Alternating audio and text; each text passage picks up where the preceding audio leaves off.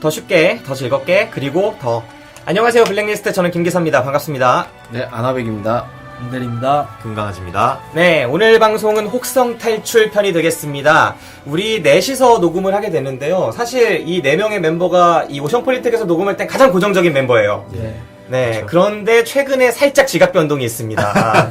강대리님 방에 룸메이트인 그 노인턴님이 오셔가지고 한바탕 방송을 휩쓸고 지나갔어요. 그렇습니까? 네, 노인턴님과 그 다음에 한석봉님이 예. 나오셔가지고 에나벨 녹음을 했는데 노인턴의 입담이 이제까지 우리 블랙리스트 방송 200회를 이어오면서 거의 최고의 게스트 중에 한 명을 뽑을 수 있지 않을까. 그 정도입니까? 네, 그날 녹음이 또 워낙 좋았던 나머지 녹음이 끝나고 우리가 강대리님과 그 다음에 조모씨 있죠? 예. 조모씨와 그 다음에 노인턴이 함께 나이트, 아라비안 나이트에 갔던 후기 같은 것들도 아주 흥미진진하게 들었어요.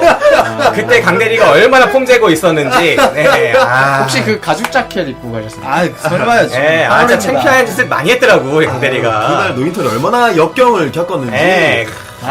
그 방송 꼭 듣고 이렇게 싶네요. 다른 사람 얘기를 하면 안 되는데, 그렇게 네. 아무튼 노인턴의 그런 모습들이 이제 강대리가 처음부터 대리를 달고 왔잖아요. 근데 노인턴은 처음부터 인턴으로 들어와서 이제 사원까지 올라갈 수 있어 보이는 언젠가 역전이 될 수 있지 않을까 그런 생각을 하면서 그 방송을 녹음을 했어요. 그리고 오늘 방송 바로 다음으로 이어진 오늘 방송은 혹성 탈출편인데 익숙한 음악이 깔리고 있을 거예요 지금. 영광의 어릴 때- 탈주 아닙니까요? 방송 시작하기 전에 다 들어서 위기감을 느끼고 이렇게 적극적으로 방송 이렇게 초반에 이렇게 치고 치고 나오는 나오는구나. 경우가 없는데. 네, 이 엑소더스라는 곡인데 영광의 탈출이라는 영화죠. 워낙 유명해서 그 유대인들의 거의 출애굽에 가까운 네. 이야기. 이 유대인들이 이제 어디에 갇혔다가 이제 한꺼번에 탈출하는 그런 이야기를 다룬 영화인데요. 통일영화 주제곡으로 더 유명해요. 예. 네, 이 노래가 지금 오프닝 음악으로 깔리고 있을 겁니다. 저희 방송 꾸준히 들으신 분들 아시겠지만 계속 영화 오프닝과 함께 시작하고 있잖아요. 네네. 네, 듣기 어떠신가요? 저는 가끔은 좋고, 가끔은 좀, 그러니까 영화 음악이 깔리는 게 별로가 아니라, 우리 김 기사님이 이런 쪽에 전공이 아니다 보니까. 네. 편집이 좀 매끄럽지 않더라고요, 이게. 아니, 음악이 조금 네. 이렇게 빵빵 터질 때, 이렇게 네. 우리 목소리가 나올 때가 있잖아요. 그죠. 초반에. 근데 그게 묻히니까, 좀 듣고 싶은 사람들은. 전문 아쉬울 용어로 수 이렇게 있겠다. 조잡하다. 조잡하다. 그런 말을 쓸 수 있죠. 네. 그건 아니고요. 저는 조금 길지 않나 싶어요, 음악이. 음악이? 생각보다. 네. 조금 이렇게 나오다가, 이쯤 되면 좀 끊어지고 이제 목소리에 집중하고 싶을 때가 아닐까 하는데 계속 나오는. 그러니까 목소리 톤이랑 같이 겹칠 때가 이렇게 기니까 되게. 네. 어떠신가요, 건강하게? 저는 블랙리스트를 들을 때, 제가 노트북으로 영화를 볼 때도 드라마를 볼 때도 그러는데, 저는 그것만 듣진 않거든요. 옆으로 띄워놓고, 게임을 한다거나, 딴 걸 같이 한단 말이에요. 그러면서 같이 듣기 때문에, 그걸 들으면서, 물론 이제, 긴다거나 뭐 그런 느낌을 받을 때가 있죠. 근데, 그것보다도, 오늘 영화가 이거는 조금 가볍구나 하면은, 그런 BGM이구나, 라는 걸 들으면서, 이게 영화 따라 분위기가 또 다른 것 같더라고요. 네. 네, 그래서 그걸 느끼면서 들었어요. 네. 여러분들도 우리 이제 오프닝 음악을 들으시면서 우리 팟캐스트 방송이 어떻게 진행이 되겠구나, 혹은 어떤 영화를 다뤘구나, 이런 것들을 조금은 느끼실 수 있을 것 같아요. 이게 약간 맞물리는 부분들이 있는 음악들을 계속 깔고 있다 보니까 좀 그런 부분들 신경 써서 들어주셨으면 참 좋겠습니다. 제가 많은 노력을 하고 있다는 거, 그런 거 어필해드리기 위해서, 예. 네, 그렇게 말씀을 드렸고요. 요즘이 진짜 우리 연수원 생활의 막바지예요. 네. 네. 너무 바빠요. 네, 어떤 걸로 바쁘신가요? 시험이 굉장히 많죠. 음. 그리고 이제 취업을 해야 된다는 부담감. 그리고 자기소개서를 써야 되는데 저는 아직 완성을 안 했어요. 네네. 빨리 완성을 해야 되는데 귀찮기도 하고 이제 개인적으로는 전화 영어를 좀 한번 해볼까 생각 중이에요. 근데 생각만 지금 2주째 하고 있고 네. 실제로 이렇게 신청해서 그냥 한 달 정도 해볼 수 있는데 이렇게 신청하는 마음이 잘 안 생기네요. 돈을 그냥 꽁돈을 날릴 것 같은 그런 불안감이 벌써부터 네. 오지 않나 싶은데 불과 얼마 전까지 한 달에 몇백씩 쓰시던 분 아닙니까? 이거 백이라니요. 네, 퇴직금 받으시고 흥청망청의 그 본보기가 되셨던 것 같은데. 필요한 것만 딱딱 사는데 돈이 그렇게 많이 들더라고요. 네. 그 강대리님은 어떻게 살고 계세요? 저도 뭐 비슷합니다, 그냥. 뭐 솔직히 시험 공부를 많이 하진 않는데, 공부를 안 하는 사람이 더 불편한 것 같아요, 마음이. 이렇게 보면은, 이렇게 시험 공부를 하고 온 친구가 이렇게 시험 전, 이렇게 몇 시간을 보면은, 네. 그 친구는 아주 여유롭고, 이렇게 자기가 공부했던 거 정리하면서 이렇게 하는데, 혼자 그냥 안 해놓고서 그냥 맘 졸이고. 네. 약간 그런 상황입니다. 금강아지님은 바쁘게 지내고 계신가요? 뭐 저는 틈틈이 이제 하루에 일정 시간은 또 놀지 않을 수 없기 때문에 또 노트북을 하면서 놀면서도 또 공부도 챙겨야 되고 네. 또 이제 보던 드라마도 있는데 드라마도 또 챙겨봐야 되고 하니까 네. 아유 참 바쁘네요. 우리가 봄부터 들어와서 이제 가을을 앞두고 있는데 진짜 가을이 수학의 계절. 우리가 봄부터 어떻게 살았는지를 알 수 있는 그런 성적들이 속속 발표되고 그거에 따라 또 취업의 여부가 이런 것들이 정해지는 계절이라서 네. 다들 마음이 뭔가 무겁고 싱숭생숭하고 그런 것 같아요. 원래대로라면 아까 김 기사님이 어떤 이벤트가 있었는데 그 이벤트가 아니었다면 성적 얘기를 꺼내지 않으셨어요. 그렇죠. 그럴지도 몰라요. 갑자기 성적 얘기 꺼내고 있고 진짜 기분이 업됐구나. 자랑하려고 그럽니다. 저는 제가 사실 이런 팟캐스트 방송과 그 다음에 이제 외부 기고 활동 이런 거에 너무너무 치이면서 살았거든요, 사실. 그래가지고 사실 이 오션폴리텍에서의 생활은 따라가기만 해도 다행이다라는 생각을 하고 있었는데 방금 교수님과 책임 교수님과 면담을 마친 결과 상위권이다. 이런 말씀을 여러분께 전달해드리고 싶습니다. 예, 제가 상위권이더라고요. 꼭 이거는 방송을 통해서 역사에 오래도록 보존하고자 제가 말씀을 드리게 됐습니다. 일단 여기까지 이야기를 드리고요. 우리가 9월 1일에 승선을 앞두고 있어요. 예, 본격적으로 우리가 배를 타는 첫 날이 될 것 같은데 다들 어떤 마음가짐인가요? 강대리님. 저는 기대돼요. 빨리 그냥 탔으면 좋겠어요. 이 답답한 이런 다들 기분이 오락가락 하잖아요. 다. 네. 이렇게 좋았다가 말았다가 우울하기도 하고 조금 설레기도 하고 약간 이런 과정이 차라리 없었으면 하는 느낌이에요. 지금 교육들도 법정 교육이라서 되게 의무적으로 들어야 되는 거라서 다 이렇게 쳐져 있잖아요. 네. 수업 분위기도 그렇고. 이런 시간에 그냥 차라리 하루라도 더 배를 빨리 태워줬으면 어땠을까라는 생각이 듭니다. 네. 그 형부터 여기 먼저 지원을 해가지고 먼저 배를 타고 있는데 네. 그래가지고 배를 타고 싶다는 생각을 참 많이 했겠어요. 형을 보면서도.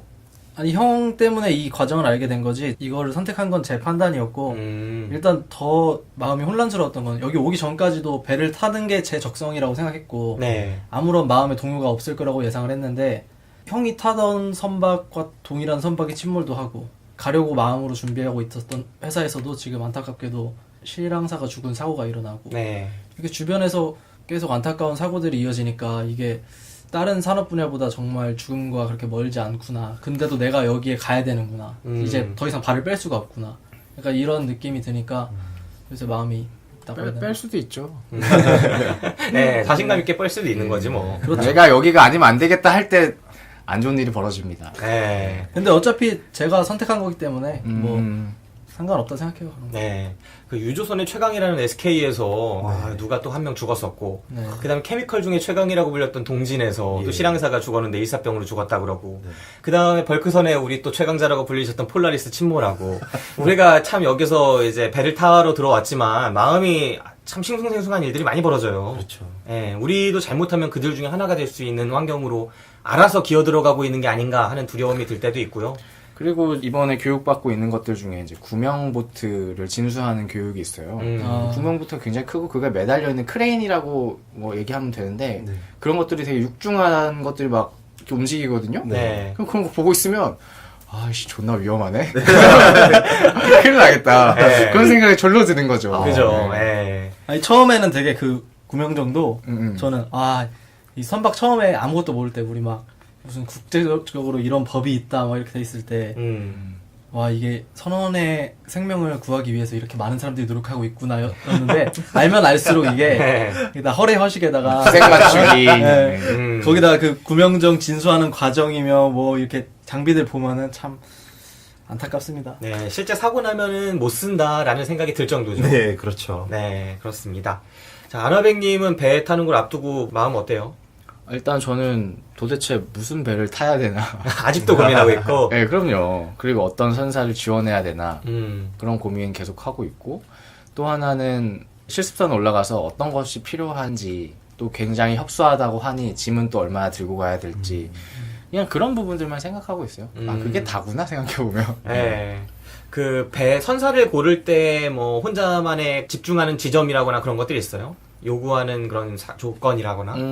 저는 웬만하면 취업이 연계되는 곳이었으면 좋겠어요. 그러니까 우리가 이제 잘 들으시는 분들 모를 수 있으니까 실습생으로서 실습 항해사로서 9개월 한 다음에 그 다음에 취업을 하게 돼요. 근데 그 회사에서 취업을 시켜줄 수도 있고, 아니면 그 회사에서 취업을 못하고 다른 데 취업할 수도 있고, 아니면 그 회사에 취업을 할 수도 있지만 또 다른 공정한 경쟁이죠, 어떻게 보면. 네. 공채를 통해서 제대로 경쟁을 해서 들어갈 수 있는 그런 뭐 세 가지 루트가 있는데, 바로 취업을 시켜주겠다고 약속을 하는 데도 있어요. 네.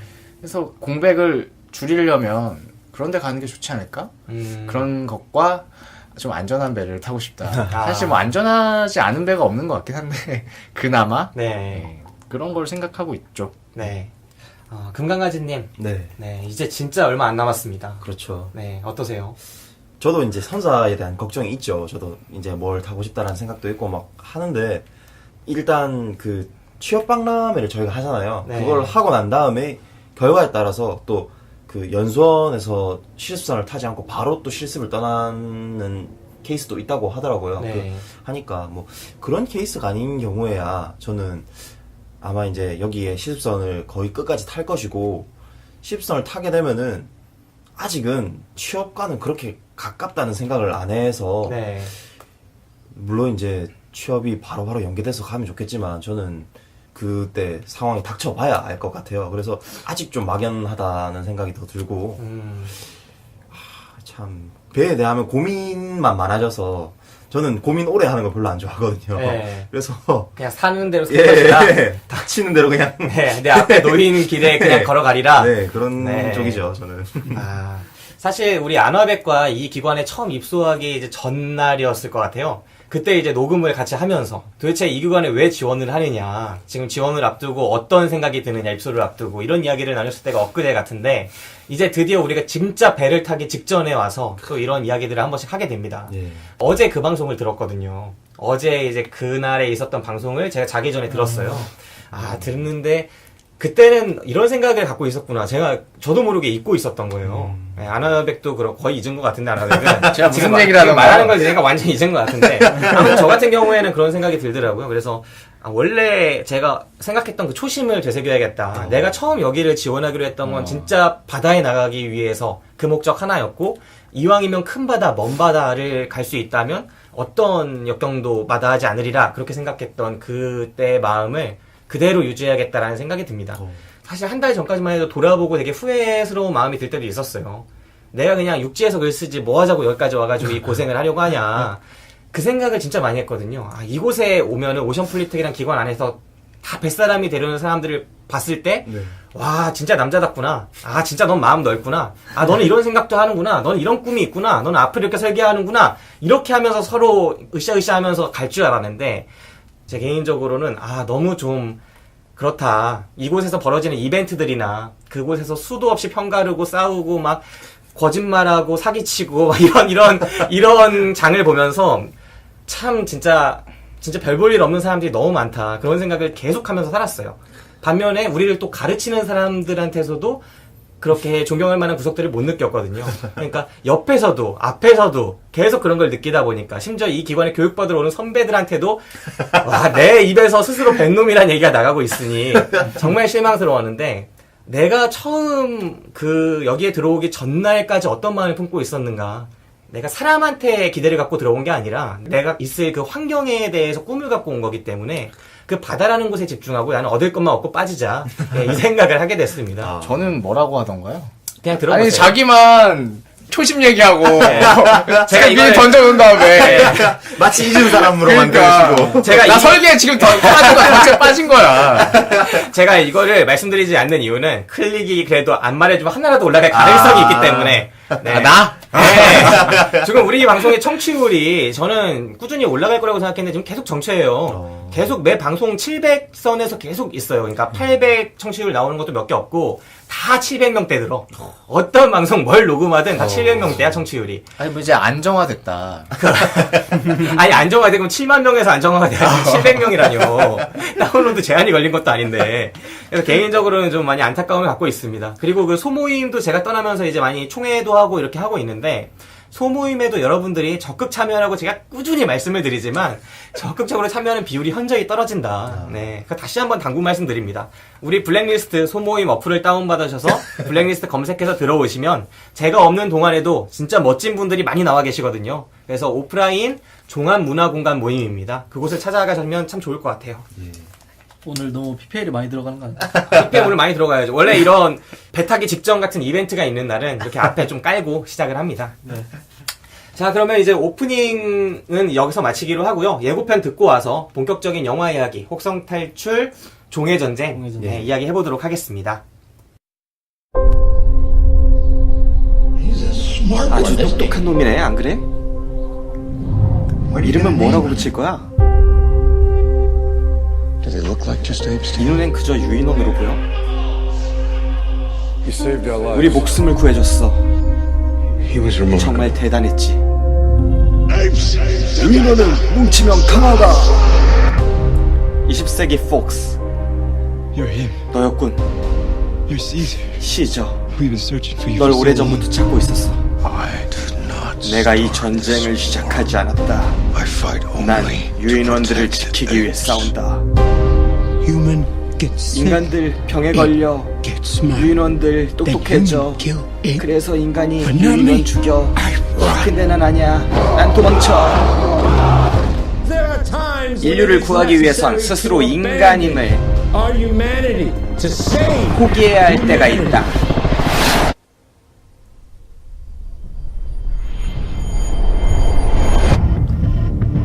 세기 폭스. 대가를 치러야 해. 내가 끝내겠어.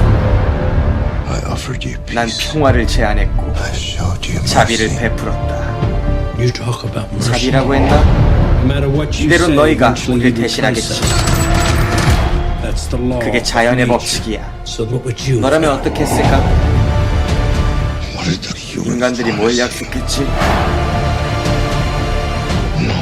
네가 어떻게 해도 인간이 될 수는 없어. 널 유인원이야. 우리는 시작이자 끝이다. 유인원은 뭉치면 강하다. 우리는 시작이자 끝이다. 유인원은 뭉치면 강하다. 유인원들을 구하러 왔나? 널 죽이러 왔다.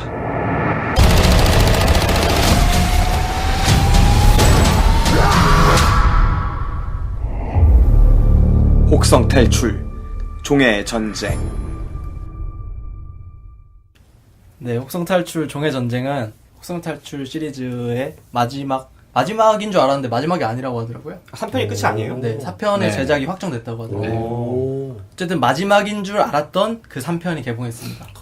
이제 요즘으로 말하면 무슨 플루라고 해야 되나요? 그 전염병을 개발했는데 그 유인원들에게 이제 지능을 이렇게 주기 위한 백신 바이러스 뭐 어떻게 불러야 될지 모르겠는데 그걸 개발했는데 그걸로 인해서 이제 시저라는 유인원이 그리고 또 다른 몇몇의 유인원들이 지능을 얻게 되고 이제 그걸로 이제 탈출을 하게 됩니다. 하지만 바이러스의 여파로 이제 인간들이 많이 죽게 되고 종의 전쟁 말 그대로 유인원과 인간 대립을 하게 되죠. 그리고 뭐 1편, 2편 내용은 그 시저가 성장해 가면서 인간들과 이제 싸우지 않기 위해서 노력하면서 자기가 성장해 나가다가 유인원들끼리 자기만의 그룹을 만들게 되고 이번 영화 전까지는 자기 그룹이 전쟁을 피할 수 없다는 걸 깨닫고 무리를 이끌어서 이제 떠나게 되는 거기까지가 2편의 내용이었고 이번 내용은 이제 대력이라는 새로운 캐릭터가 등장해요. 그 유인원을 싹 다 죽여버려야 된다는 그 사명을 가지고 사는 사람인데 이 그룹을 이끌고 새로운 희망의 땅으로 떠나려는 시저의 발목을 잡죠. 그리고 그 유인원들 사이에서도 서로 지능이 있다지만 커뮤니케이션의 부재 같은 것도 있고 서로 이제 겁에 질린 나머지 이제 배신도 하게 되고 시저의 가족을 잃게 되고요. 시저가 여태까지는 인간보다 훨씬 나은 종인 것처럼 보였지만 되게 갈등을 하게 됩니다. 인간과 비슷한 이제 사적인 복수를 위해 내 인생을 희생할 것이냐 아니면은 내가 이 그룹의 리더로서 이제 내 자신을 희생할 것이냐. 그 와중에 파국으로 시작이 되는 거죠. 서로 엘리전 치는 거죠. 네. 예. 종족과 종족의 대결. 예. 네, 이번 혹성 탈출 종의 전쟁이라는 그 부제가 딱 이 영화를 설명하는 거죠. 네. 인간 vs 침팬치라고 하면 좀 그렇고 네. 그 유인원. 영장류 근데 유인원. 이게 네. 인간 대 인간 싸움 아닌가요? 그죠. 거의 그렇죠. 네. 보통 에이리언 vs 프레데터 이런 영화를 보면은 에이리언은 에이리언의 방식으로, 네. 프레데터는 프레데터의 방식으로 처음부터 그들의 본능 자체가 다르기 때문에 그들이 움직이고 행동하고 생각하고 느끼는 방식 자체가 다르기 때문에 완전히 다른 류의 싸움이라면 네. 이 유인원, 이 혹성탈출 속의 유인원은 완전히 인간의 다른 모습이라고 봐도 될 것 같아요. 그렇죠. 완전히 생김새만 그냥 우리가 알고 있는 동물원의 유인원일 뿐이지 그들이 느끼고 생각하고 그 패턴이나 그 다음에 그들이 사고하는 가치관 뭐 이런 것들이 거의 똑같다. 네. 이렇게 느껴지는 영화였어요. 그래서 이 두 종족이 싸우고 그리고 결국은 유인원이 승리하기까지라고 해야 될까요? 거의 유인원이 왜 옛날 혹성탈출 첫 번째 편 프랭클린 샤프너 감독의 네. 첫 번째 편에서 왜 유인원이 이 지구라는 행성을 지배하고 있었느냐라는 것에 답이 되는 그런 편이 아니었나. 네, 그렇게 생각을 하면서 보게 되는 영화였습니다. 네. 사실 되게 긴 트릴로지? 네. 그렇죠. 라고 할 수도 있죠. 네, 그렇죠. 이전의 작품에 대한. 네. 자, 돌아가면서 이 영화 총평해 주시고 어떻게 봤는지 이야기를 해보도록 합시다. 아나백님. 아, 예, 저는 추천하고요. 네. 물론 저는 오리지널을 다 봤어요. 리메이크는 안 봤어요, 근데. 그 마크 월버그가 나오나요, 거기? 네네. 네, 그 편은 못 봤고, 그리고 리부트 영화도 1편부터 다 봤는데 1편은 너무 재밌게 봤어요. 제임스 프랭크 나오는. 네. 네, 저는 1편이 제일 좋았고, 노! 2편은 굉장히 별로였어요. 어. 그 생각해봤어요, 진지하게. 왜 별로일까? 유인원이 너무 많이 나와. 아, 너무 개성이 없잖아, 똑같구나. 네. 그리고 난 인간인데. 그리고 3편도 처음에는 다 유인원 바치네. 재미없겠다 싶었는데 중간에 좀 이야기가 이렇게 작아지잖아요. 네. 내 친구의 이야기로 그리고 인간 소녀 하나가 네. 붙어서 이제 가니까 나는 이제 편해진 거야 다시. 갑자기 또 유인원이 많이 나와. 좀 부담스러워지고 와. 그래서 저는 순서를 일단 시리즈 전체를 순서를 정하자면은 1편이 가장 좋았고 그 다음에 3편 그 다음에 2편이었고요. 이 영화 자체는 재밌게 봤어요. 일단은 굉장히 이 더운 여름에 하얀 눈밭을 배경으로 시원하게 보였지만 생각해보면 또 에어컨이 너무 추워가지고 컵이었죠. 예, 그리고 우리가 최초로 동시에 4명이 본 영화 아닙니까? 그죠, 예, 그죠. 예, 되게 의미 깊었는데 이 영화도 그냥 이야기 자체로 봤을 때 그리고 비주얼도 이런 것도 되게 좋았고 특히 소녀가 귀여웠고요. 전반적으로는 그러니까 지루하지 않게 봤어요. 마지막에 되게 그 시저가 잡혔을 때는 좀 지루했는데 어떻게 보면 클리셰라고 말할 수 있을 되게 전형적인 그런 예전에 콰이건의 다리라는 네. 영화 있지 않나요? 일본군에 잡힌 포로들이 네. 뭐 다리 건설하고 막 그런 거 네. 그런 것도 생각나고 막 우리나라 그 많은 컨텐츠들 있잖아요. 일제시대 그런 막판에 좀 지루하긴 했는데 저는 재밌게 봤어요. 네, 추천이신 거죠? 아 저는 근데 추천까지는 아닌 것 같아요. 보말이에요? 생각해보니까 보말이에요. 아니, 말은 추천처럼 해놓고. 근데 굳이 나에게 네. 다시 볼래? 아니 뭐 그냥 이렇게 대답이 나올 것 같아요. 네. 지금 많이 피곤하신가 봐요. 아 예. 네, 느껴지는 그런 말이었습니다. 오늘 저희가 너무 힘들었거든요. 아. 오늘 되게 습하고 덥지 않았습니까? 네, 네. 오전 오후 다 야외에서 구명보트 진수하는 수업을 들어서 막 땀이 막 비가 오다가 덥다. 네. 진짜 특이한 날씨였죠. 응. 네. 죽는 줄 죽을 뻔했어요 오늘. 영도 그랬구나. 특유의 날씨였습니다. 네, 너무 힘들었습니다. 이게 영도 특유의 날씨. 그렇지. 밖에는 이렇게 미치는 듯한 날씨가 오지 않아. 감안해 주시고요. 네, 저 오늘 알겠습니다. 좀 편안하게 가겠습니다. 네. 금강아지님. 네. 이 영화 어떠신가요?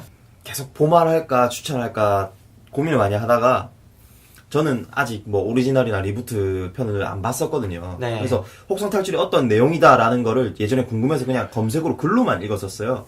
그리고 나서 영화로 본 게 이번 트롤로지라고 볼 수 있는 그렇게 1, 2, 3편이었는데 저는 고심 끝에 추천으로 생각을 했고 왜냐면 저 같은 경우에는 이제 이전 시리즈를 안 보고 이번 시리즈에서 제일 처음에 되는 이야기부터 본 거잖아요.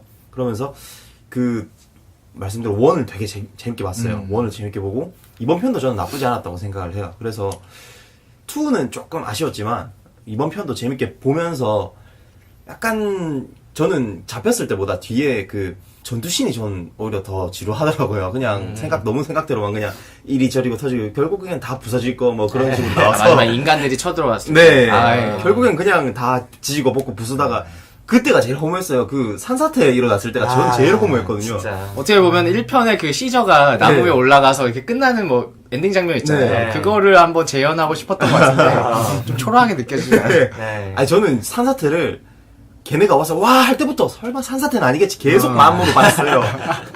와 하는데 이 그 왠지 그 느낌이 오는 거예요. 그래가지고 제발 아니겠지 했는데 깔끔하게 그냥 하얗게 화면을 만들어 주시더라고요. 그래가지고 그래서 그래 뭐 이거 말고는 없었겠지라는 생각을 하면서 봤는데 그 몇 가지 아쉬운 거 말고는 저는 굉장히 괜찮았다고 보고 있어요. 그래서 재밌었고 그 중간중간에 어떻게 보면 너무 진중해서 무거워질 수 있는 분위기를 또 나쁜 유인원 네. 그 친구가 또 가볍게 만들어주면서 적당히 그냥 흥미 계속 일으키면서 볼 수 있었다고 생각을 합니다. 네. 강대리님. 저는 뭐 먼저 말하자면 보말이고 근데 2편보다 진짜 나았던 것 같아요. 근데 저도 계속 고민해봤거든요. 제가 왜 이 영화를 이렇게 솔직히 좀 안 좋아해요. 근데 아나백님이랑 똑같은 것 같아요. 유인원이 나올 때마다 싫더라고요. 그러니까 유인원끼리 대화하는 장면들 있잖아요. 수와 비슷하게 그 시저만 얘기하는 네, 맞아요. 이런 거. 그걸 보는데 내가 유인원이 아니라서 그런지 웬만한 영화들 이렇게 잘 만든 영화들은 악당을 이렇게 주인공이 악한 행동을 해도 네. 그걸 응원하게 만드는데 네. 그걸 못 하겠어. 그냥 다 필요 없다. 진짜. 그러니까 어떡하라고. 제가 저렇게 행동하는데 어떡하라고. 막 어떡하라고 약간 이런 느낌? 근데 이 1편 봤을 때 되게 좋았던 게 이 혹성 탈출이 원래 저는 팀버튼 영화로 봐서 그런지 되게 그냥 블록버스터에 이 소재 하나로 이렇게 신선한 영화로 알고 있었는데 네. 네. 뭐 전에도 이런 트릴로지식으로 몇 편 있잖아요. 네. 이 주제를 가지고 더 심오 있는 깊은 이야기를 하고 싶었던 것 같은데 그냥 열차 노선이 갑자기 바뀐 것 같아요. 이제 3편에서는. 완전 블록버스터로? 네. 네. 근데 되게 뭔가 있는 척 하니까 자꾸 그런 장면이 몇 개 느껴졌어요. 너무 그러면서도 이제 나중에는 대충대충 하고 이런 네. 식으로 지나가니까 조금 저랑 비슷한 느낌이거나 뭐 이런 유인원이 나오는데 공감을 못하겠다는 사람들이 많을 것 같아서 인터넷에서도 극명하게 갈리더라고요. 시저라는 캐릭터한테 공감을 많이 하는 사람도 있고 이게 왜 재밌다는 건지 모르겠다는 사람들도 있고 그런 면에서 일단 저는 보던지 말던지라는 보말을 네. 하겠습니다. 저는 비추입니다. 네. 1주천 2 보말 나왔는데 저는 이 영화가 진짜 별로였어요. 네. 왜 별로였느냐? 사실 올 여름에 비슷한 영화를 너무 많이 본 것 같아요. 이 영화의 테마 딱 이음절로 탈출이라고 할 수 있을 것 같습니다. 올 여름에 탈출 저는 3부작이 나왔다고 생각하는데 하나가 군함도, 다른 하나가 덩케르크, 그리고 세 번째가 혹성 탈출, 네, 종의 전쟁이었다고 생각을 합니다. 이 셋 다 뭔가 민중들을 억압하는 어떤 세력으로부터 그 민중들이 탈출하고자 하는 그런 이야기들 아니었나요? 네, 맞아요. 네, 덩케르크는 이제 군대와 군대의 싸움이긴 했지만 어쨌든 그 한 군대가 완전히 포위당해서 선멸 직전인 상황이었고 그 군대가 와해된 채로 각 개인들의 모습이 비춰지고 그 개인들이 어떻게든 고향으로 돌아가려는 홈을 향해서 달려가는 여정이었죠. 그다음 군함도도 홈을 향해서 우리의 고향을 향해서 배를 탈취해가지고 도망가고자 하는 여정이었고 그리고 이번 혹성 탈출도 제발 좀 우리 좀 가만히 놔둬라. 우리도 집 짓고 살게 놔둬라. 네. 이런 이야기지 않습니까? 그렇죠. 네, 이런 탈출 3부작이 이제 좀 지겹다. 그 생각이 일단 들었던 게 첫 번째입니다. 그 다음에 제가 예전에 스티븐 스필버그를 아주 좋아하던 시절에 매우 실망했던 영화가 한 편 있었어요. 스티븐 스필버그와 톰 크루즈라는 대배우의 만남이었는데 우주전쟁이라는 영화가 있습니다. 그 영화를 제가 1시간 반 엄청 재밌게 보다가 마지막 한 5분 때문에 진짜 이게 극장이니까 리모컨이 없어서 그렇지 리모컨이 있었으면 집어 던지고 나왔을 것 같아요. 네, 너무나 실망했었는데 그게 기승전 바이러스였거든요. 네, 한참 재밌게 싸우고 박진감 넘치게 보고 있는데 막 지구를 침범한 그 우주인들 외계 행성에서 온 그들이 바이러스 때문에 갑자기 멈춰. 그 다음에 지구엔 평화가 찾아왔다. 이러면서 끝나거든요. 그때 저의 마음은 진짜 이 참담함을, 뭔가 비누칠을 막 하고 샴푸도 막 했는데 물이 끊긴 거야. 그래서 이게 닦지도 못하고 나온 듯한 그런 느낌? 예, 그런 느낌이었어요. 근데 미생물이 그걸 다 분해해줬어요. 예. 이번 영화도 기승전 바이러스에다가 하나를 더해가지고 기승전 바이러스, 기승전 산사태다. 네.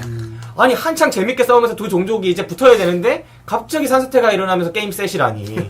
그 몇만 명이 죽는 그 순간이 어찌나 영화에서 아무렇지 않고 가볍게 여겨지던지 그런 것들이 일단 매우 실망스러움이 컸습니다. 그래서 비추를 드립니다. 혹성 탈출 시리즈의 2편, 그러니까 이게 3편이고 2편을 지금 세 분 다 안 좋게 보신 것 같은데 저는 2편이 좋았어요. 예, 1편도 좋았지만 저는 2편이 시리즈 중에 가장 인상이 강하게 남았습니다. 왜인지를 곰곰이 생각해봤더니 1편은 유인원이 지성을 얻는 이야기죠. 예. 지성을 얻고 그 지성을 얻기까지 그 유인원을 헌신적으로 보살핀 한 남자가 나와요. 사람이. 그래서 그 사람과 유인원의 우정, 그리고 그 유인원에 대한 그 사람의 헌신, 그리고 그것을 통해서 가르쳐진, 인간이 유인원에게 가르쳐진 어떤 가치 있는 덕목들, 인내, 희생, 사랑 뭐 이런 덕목들이 고스란히 보여지는 게 첫 번째 영화였고요. 두 번째 영화는 그렇게 탈출했던, 그렇게 만들어진 지성 있는 유인원 시저가 자신의 일파를 일구게 되는 거죠. 네. 그리고 인간들은 바이러스로 인해서 많이 죽어나가고 있고 네. 그런 중에 두 문명이 우연히 조우를 하게 됩니다. 그렇게 만나면서 벌어지는 갈등이 2편의 이야기였죠. 네. 저는 그 2편의 하이라이트가 두 문명의 만남보다는 그 만남은 사실 보잘것 없었어요. 네. 그런데 이 유인원들의 사회가 좀 줬던 이미지가 강했던 것 같아요. 유인원 중에서 탈출할 때는 동기였고 매우 친한 동창이었고 친구였던 코바, 네. 그리고 코바를 비롯해서 이번에 같이 여정을 시작하는 세 마리의 유인원, 네. 이런 친구들이 나오잖아요. 그 친구들이 하나하나 이제 사건이 진행되고 인간과의 갈등이 시작되면서 분할을 해요. 나는 제대로하고 친해질 수 없다.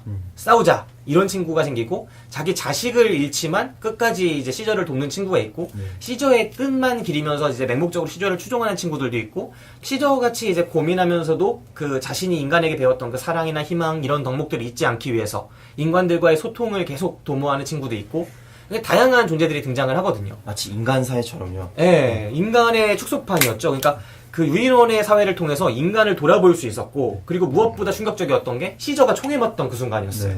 예, 진짜 인간 사회에서 시저가 칼에 맞던 순간이 있었잖아요. 브루투스한테. 아, 브루투스 너 맞아 하면서 죽어가던 그 시저의 모습을 어떻게 보면은 재현하는 듯한, 네, 시저가 코바에게 총을 맞고 떨어지던 그 순간의 연출이 너무나 강하게 저는 마음속에 박혀서 2편이 너무 좋았습니다. 근데 이번 3편은 그 2편을 통해서 이제 확대되어진 그 전면전이 벌어지는 그 3편에서는 뭔가 막 진행이 되는 듯 하다가 갑자기 바이러스 돌고 산사태 일면서 이야기 급끝 이렇게 되면서 하고자 하는 말이 없었던 게 아닌가? 네, 그런 생각이 들었어요. 네, 그래서 아까 그 강대리님이 말씀하신 갑자기 막 가다가 물줄기를 틀어버린 듯 했다. 그런 이야기에 공감할 수밖에 없는 그런 시리즈였다고 생각합니다. 근데 방금 그 얘기를 들으면서 딱 공감이 되면서 또 드는 생각이 2편이 더 낫나? 라는 생각이 드는 게 2편에서는 나름 인간과 유인원 1대1로 싸우면 네. 인간이 지잖아요. 네. 근데 그런 부분들을 되게 잘 살려서 뭔가 압도하는 느낌이 있었던 것 같은데 여기서 시종일관 계속 당하잖아요. 네. 뭐 이렇게 손 부딪히면 뭐해? 그리고 탈출하는 것도 어떻게 보면은 다 같이 뭔가 해가지고 힘으로 제압할 수도 있었을 것 같은데 네. 몰래 이렇게 나가는 방법을 택하고 그냥 그런 부분들이 좀 갑자기 아쉽다는 생각이 드네요. 그 김기사 얘기를 듣다 보니까. 하긴 2에서는 약간 동등한 존재였는데 3에서는 확실히 좀 약한 존재로 나오더라고요. 네. 그게 되게 아쉬웠어요. 네, 진짜 아쉬웠죠. 네. 그 예전에 300이라는 영화 있었잖아요. 네네. 잭 스나이더 감독이 지금 DC에 들어가서 영화 다 말아먹고 계신데 그 잭 스나이더 감독의 300이라는 영화를 보면은 그 스파르타인들의 그 진짜 야성 넘치는 그런 네. 구호들 막 이런 것 스파르타 허허허 막 이러는 구호들이 네. 남자들의 뭔가 피를 들끓게 만드는 그런 것들이 있잖아요. 네.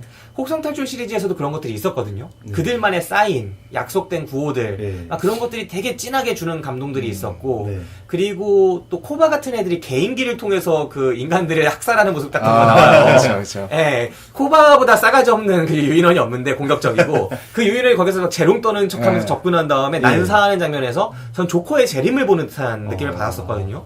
근데 그런 듯한 개인기나 임팩트 있는 장면들이 이번 영화에서는 안 보여지고 오히려 그냥 어설프게 되게 정형화된 각도로 그냥 유인원들이 등에다가 동키라고 낙서된 채로 당나귀라고 하면서 모욕받는 그런 것들을 좀 희화화시켜서 보여주는 장면 몇 개만 있지 않았나. 사실 1편에서도 그 금문교를 네. 지나갈 때도 사실 유인원의 특성들을 이용해서 인간들을 제압하고 거기를 뚫고 나가는 장면들이 되게 인상 깊게 나오잖아요. 네. 근데 이번엔 딱히 그런 게 없었던 것 같아요. 네. 1, 2에서는 유인원이 약간 약하지만 인간에게 대항하기 위한 주도적인, 능동적인 캐릭터들이었는데 하나하나가 3에서는 좀 군집이라는 시저가 책임져야 할 그런 사회라는 그걸 너무 강조하기 위해서인지 너무 약하게 나오는 것 같더라고요. 네. 그런 느낌이었어요. 좀 아쉬웠죠. 그러니까 이 3편에서의 시저는 1편이나 2편에서의 시저보다 딱 보기에도 확 늙어있는 듯한 느낌? 네. 예, 이미 약간 기운이 빠진 리더의 모습들이 많이 느껴져요. 그 전에는 되게 젊은 시저였거든요. 네. 예. 근데 시간이 많이 지나기도 10년이 지나면 그들 나이로는 이제 훨씬 더 많이 지난 거긴 하겠지만, 네. 너무 늙었고, 너무 이제 노회한 정치인 같은 느낌?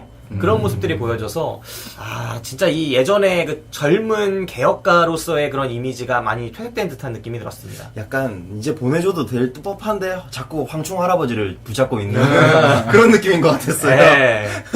진짜 노익장이었죠. 그리고 그 노익장에 걸맞게 또 돌아가시니까 네, 더더욱 아쉬움이 있죠. 네.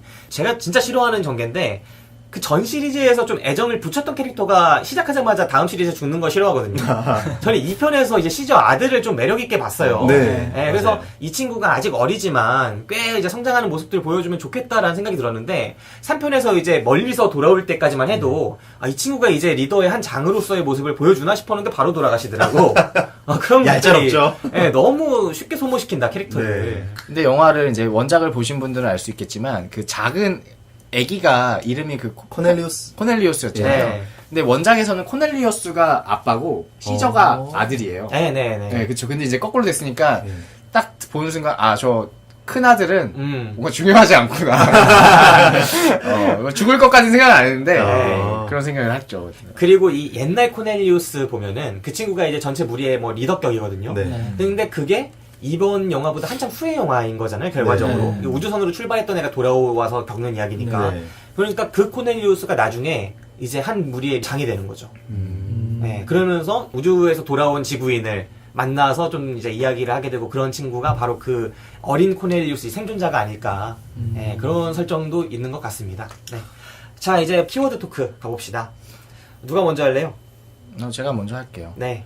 저는 아까 얘기가 다 많이 나왔는데 몰입이라는 거를 가져왔어요. 왜냐면 아까 우리가 계속 얘기했던 유인원 인터넷 찾아봐도 저도 이제 페북을 열심히 눈팅하는 사람으로서 혹성 탈출 봤다는 사람들이 좀 있었어요. 근데 아무리 생각해도 시저에게는 공감이 잘 안 된다. 그리고 제가 좀 예전에 다큐멘터리 영화제에 가서 봤던 영화인데 다큐였는데 동성애에 관한 다큐였어요. 근데 우리가 동성애 관련 컨텐츠라 하면 우리나라도 이제 동성애를 많이 다룬다고 얘기하잖아요. 근데 되게 잘생긴 남자 둘이 나와서 키스를 한다든가 뭐 되게 멋있잖아요. 네, 여자들도 엄청 이쁜 애들이라고. 근데 이제 거기서 네덜란드인가에서 뭐 유럽이었는데 할아버지 커플이 나와요. 둘이 키스를 하는데 썩 그렇게 보기 좋지는 않더라고요. 그러니까 물론 존중하고 네. 그런데 그래요. 근데 뭐 우리가 되게 못생긴 여자, 매력 없는 여자가 주인공인데 뭐 되게 꾸미니까 예뻐지더라 이런 스토리도 있잖아요. 네, 그 김하중 씨 나왔던 거 뭐죠? 네, 미녀는 미녀는 괴로. 네. 그것도 그렇고 이렇게 매력적이지 않은 대상. 그러니까 그게 뭐 규범적으로 우리가 그렇게 생각하는 뭐 그런 건 안 좋아를 떠나서 우리가 딱 보면 이쁘다라고 잘생겼다라고 느끼는 사람들이 아닌 주인공이 나왔을 때 매력을 느끼기가 힘든데 사실 유인원도 마찬가지라는 거죠. 물론 시저 정도는 감정을 풍부하게 얘기하고 표정도 나름 있고 네. 눈빛도 막 있으니까 감정이 그나마 될 수 있는데 나머지 캐릭터들은 딱히 그래도 오랑우탄 그 친구는 좀 표정 연기랑 눈빛 연기를 좀 그렇죠, 하더라고요. 그렇죠. 네. 말도 할 줄 아는데 네. 잘 안 해. 왜 그런지 모르겠어요. 아무튼 저는 그래서 좀 몰입이라는 거를 갖고 왔고 강대리가 얘기했듯이 사람들이 많이 이쪽에서 갈리는 것 같더라고요. 네. 이게 많은 사람들의 그 벽이 되지 않을까. 네. 그런 생각을 해봤습니다. 네, 강대리도 동의하나요? 네. 정말 똑같이 느꼈습니다. 네. 그러니까 이게 저도 2편 아까 김 기사님이 말씀하신 것처럼 그런 이야기 좋았거든요. 네. 이 소재를 가지고 깊이 있는 주제를 다루려는 시리즈구나라는 생각을 했는데 아니 내용은 정말 좋은데 보고 있기가 괴로운 거예요. 막. 네. 그 특히 2편은 진짜 그 유인원들 그룹 많이 나오고 그 대사들 많이 나오고 이러잖아요. 근데 너무 고통스러웠어요. 막 보는데 솔직히 나중에는 정말 보기 싫더라고요. 그리고 진짜 외모지상주의자들. 진짜. 제일 인상 깊었던 이걸 인정하는 것 자체가 중요한 거죠. 네. 제일 기억에 많이 남는 장면 중에 하나가 안 좋은 쪽으로 그 마지막에 유연들이 탈출하다가 걸리잖아요. 네. 그래서 벽에서 막 총을 쏴대는데 네. 막 우왕좌왕하잖아요. 네. 근데 나는 그 컨트롤 C 컨트롤 V 한 것 같아 다. 똑같이 보여. 똑같은 애들이 막 왔다 갔다 하는데 맞아요. 아 저건 뭔가 이러면서 되게 특색 없이 나오잖아요. 그것도 뭐 대규모도 아니고 네. 그냥 뭐 한 30마리? 20마리가 막 왔다 갔다 하는데 이게 도대체 뭐지? 아. 조금 그 부분도 되게 별로였어요. 사실 아나백이 이제 그 서양 영화만 봐도 어차피 캐릭터들 모른다 막 이런 얘기 많이 하거든요. 외국인은 얼굴 모르겠다고. 덩케르크. 네, 다 걔가 걔같다. 근데 심지어 이제 침팬지들 나오고 오랑우탄 나오니까 어떻게 구분하겠습니까? 아, 예. 네. 저는 근데 그런 부분에서는 저 나름대로 변명을 많이 하고 봤는데 네. 되게 우왕좌왕하는 모습을 보면서 저는 아 쟤네들이 아직 그래도 동물적인 본능에 더 충실한 애들이구나라는 생각을 했거든요. 그런 생각을 하면서 봤어요. 그래서 저는 제가 이거 보고 잘 보고 있다라는 그 정당화를 하기 위해서인지는 모르겠는데 항상 그 장면들마다 이유를 만들었거든요. 그래서 초반에 보면은 그 인간 쪽에서 먼저 선제 공격을 하잖아요. 선제 공격을 하고 그 선제 공격을 받아내고 난 다음에 진지로 돌아가는 그 원숭이들, 그 침팬지 무리들의 모습을 비춰주면서 왜 되게 전쟁 피난민들 같은 모습을 쫙 이렇게 보여주더라고요. 그러면서 거기서는 아, 뭔가 그 이런 쪽으로 의미가 있는 영화가 되겠구나라는 생각을 하고 계속 그렇게 맞춰가면서 봤어요. 근데 좀 솔직히 좀 많이 빈약하더라고요. 그래서 조금 그게 아쉬웠었는데. 예. 오프닝 되게 좋지 않았어요? 네, 오프닝 되게 좋았어요, 진짜. 오프닝이 되게 장르적이고. 오프닝을 우리가 봤나요? 아니 이게 얘기를 좀 해야 되는 게 제가 이제 그날 회식을 지켜줬죠. 블랙리스트 회식이 있었고 영화를 이제 보러 갔는데 아니 강대리가 표를 사놨는데 이 표가 영화 시간이 지났음에도 불구하고 안 돌아오는 거야. 아, 그건 아니죠. 근데 전화도 할 수 없게 핸드폰도 놓고 갔어. 거의 미친 거지. 아니 티켓은 이게 4명짜리 한 번에 뽑았으니까 티켓을 갖고 같이 들어가야 되는데 혼자 어디 가는지 미리 말을 하고 가든가 잠깐 화장실 가는 것처럼 해놓고 안 돌아올 거면 핸드폰을 가져가든가. 그리고 들어갔더니 뻔뻔하게 와서는 아직 영화 시작 안 했어요, 형. 원래 10분 있다 시작하잖아요. 이러면서 들어왔는데 영화 시작했어. 아니, 들어갈 때 영화 시작했으니까 좀 조용히 들어가서 이런 식으로 얘기하더라고요. 예, 맞아요. 그러니까 우리도 그때까지도 우리 전부 다 영화 시작한지 몰랐잖아요. 그렇죠. 그러니까 보통은 광고를 하니까. 네. 진짜 사실 그대로 말씀드리자면 영화 시작 시간이 뭐 1시였다 치면은 보통 1시 10분에 시작하니까 제가 한 1시 2분쯤에 왔을 거예요. 근데 아 이거 설마 여기는 좀 그게 10분 딱 하는 게 아니니까 그래도 시간 보면서 왔거든요. 제가 그때 음료수를 이렇게 돌리려고 네. 좋은 마음으로 그렇게 늦은 거였는데 들어가는데 그 직원이 한마디 하더라고요. 진짜 저희한테 영화 시작했으니까 조심히 들어가세요. 근데 또 포인트는 뭐냐면 강대리는 아이스 아메리카노를 사왔는데 그죠? 우리는 코카콜라 제일 싼 거, 거의 1+2 같은 거. 하나 사면 2개 덤으로 주는 거 같은 거 사왔어. 그날 아시지 않습니까? 제가 뭐요? 그 전날 나이트에서 아, 이게 진짜 말이 안 되는 게, 난 이 친구한테 소고기를 먹였다고. 소고기를, 그것도 무한으로 배 터질 때까지 먹여놨는데, 진짜 너무한 거 아닙니까? 예. 제가 그날 그냥 그 전날 이렇게 무리한 것뿐만 아니라 그 아침에 저희가 녹음한 것도 빼먹지 말아야죠. 우리 그냥 이렇게 이 영화의 도시 부산은 정시에 시작한다는 거 예. 이렇게 네. 이거 알려드리면서 깔끔하게 마무리하는 네. 걸로 합시다. 덕분에 이제 영화에서 가장 중요한 그 오프닝을 제가 볼 때 한참 놓친 것 같은데, 아무튼 그럼에도 불구하고 오프닝 괜찮긴 하더라고요. 우리가 들어갔을 때 공격 개시 직전이었어요. 네, 맞아요. 직전이었어요. 군장부터 싸고 거기에 네. 이제 준비하고 같이 도시락도 한번 먹고 어렵게 올라와가지고 왔을 텐데 그 과정이 다 생략된 채로 우린 막판에 이제 그것만 본 거죠. 네, 저는 인간 쪽에 고릴라가 있길래 깜짝 놀랐어요. 그래서 왜 있지 하고 바뀐 건가 하면서 놓친 게 있나? 라는 생각을 네. 계속 하면서 봤는데 네, 앞부분에 뭐 대사도 있고 걔가 이제 납치돼가지고 다시 이 짐꾼으로 다시 키워지기까지 이야기도 앞에 있었을 것 같은데 그런 것들이 다 생략됐죠. 네. 그리고 오프닝이 되게 좋았던 게 네. 인간을 압도하잖아요. 그 유인원들이. 네. 그 역시 인간 놈들 안 돼요. 약간 속으로 그냥 이렇게 생각하고 있었는데 점점 약한 모습만 보여주는 거야.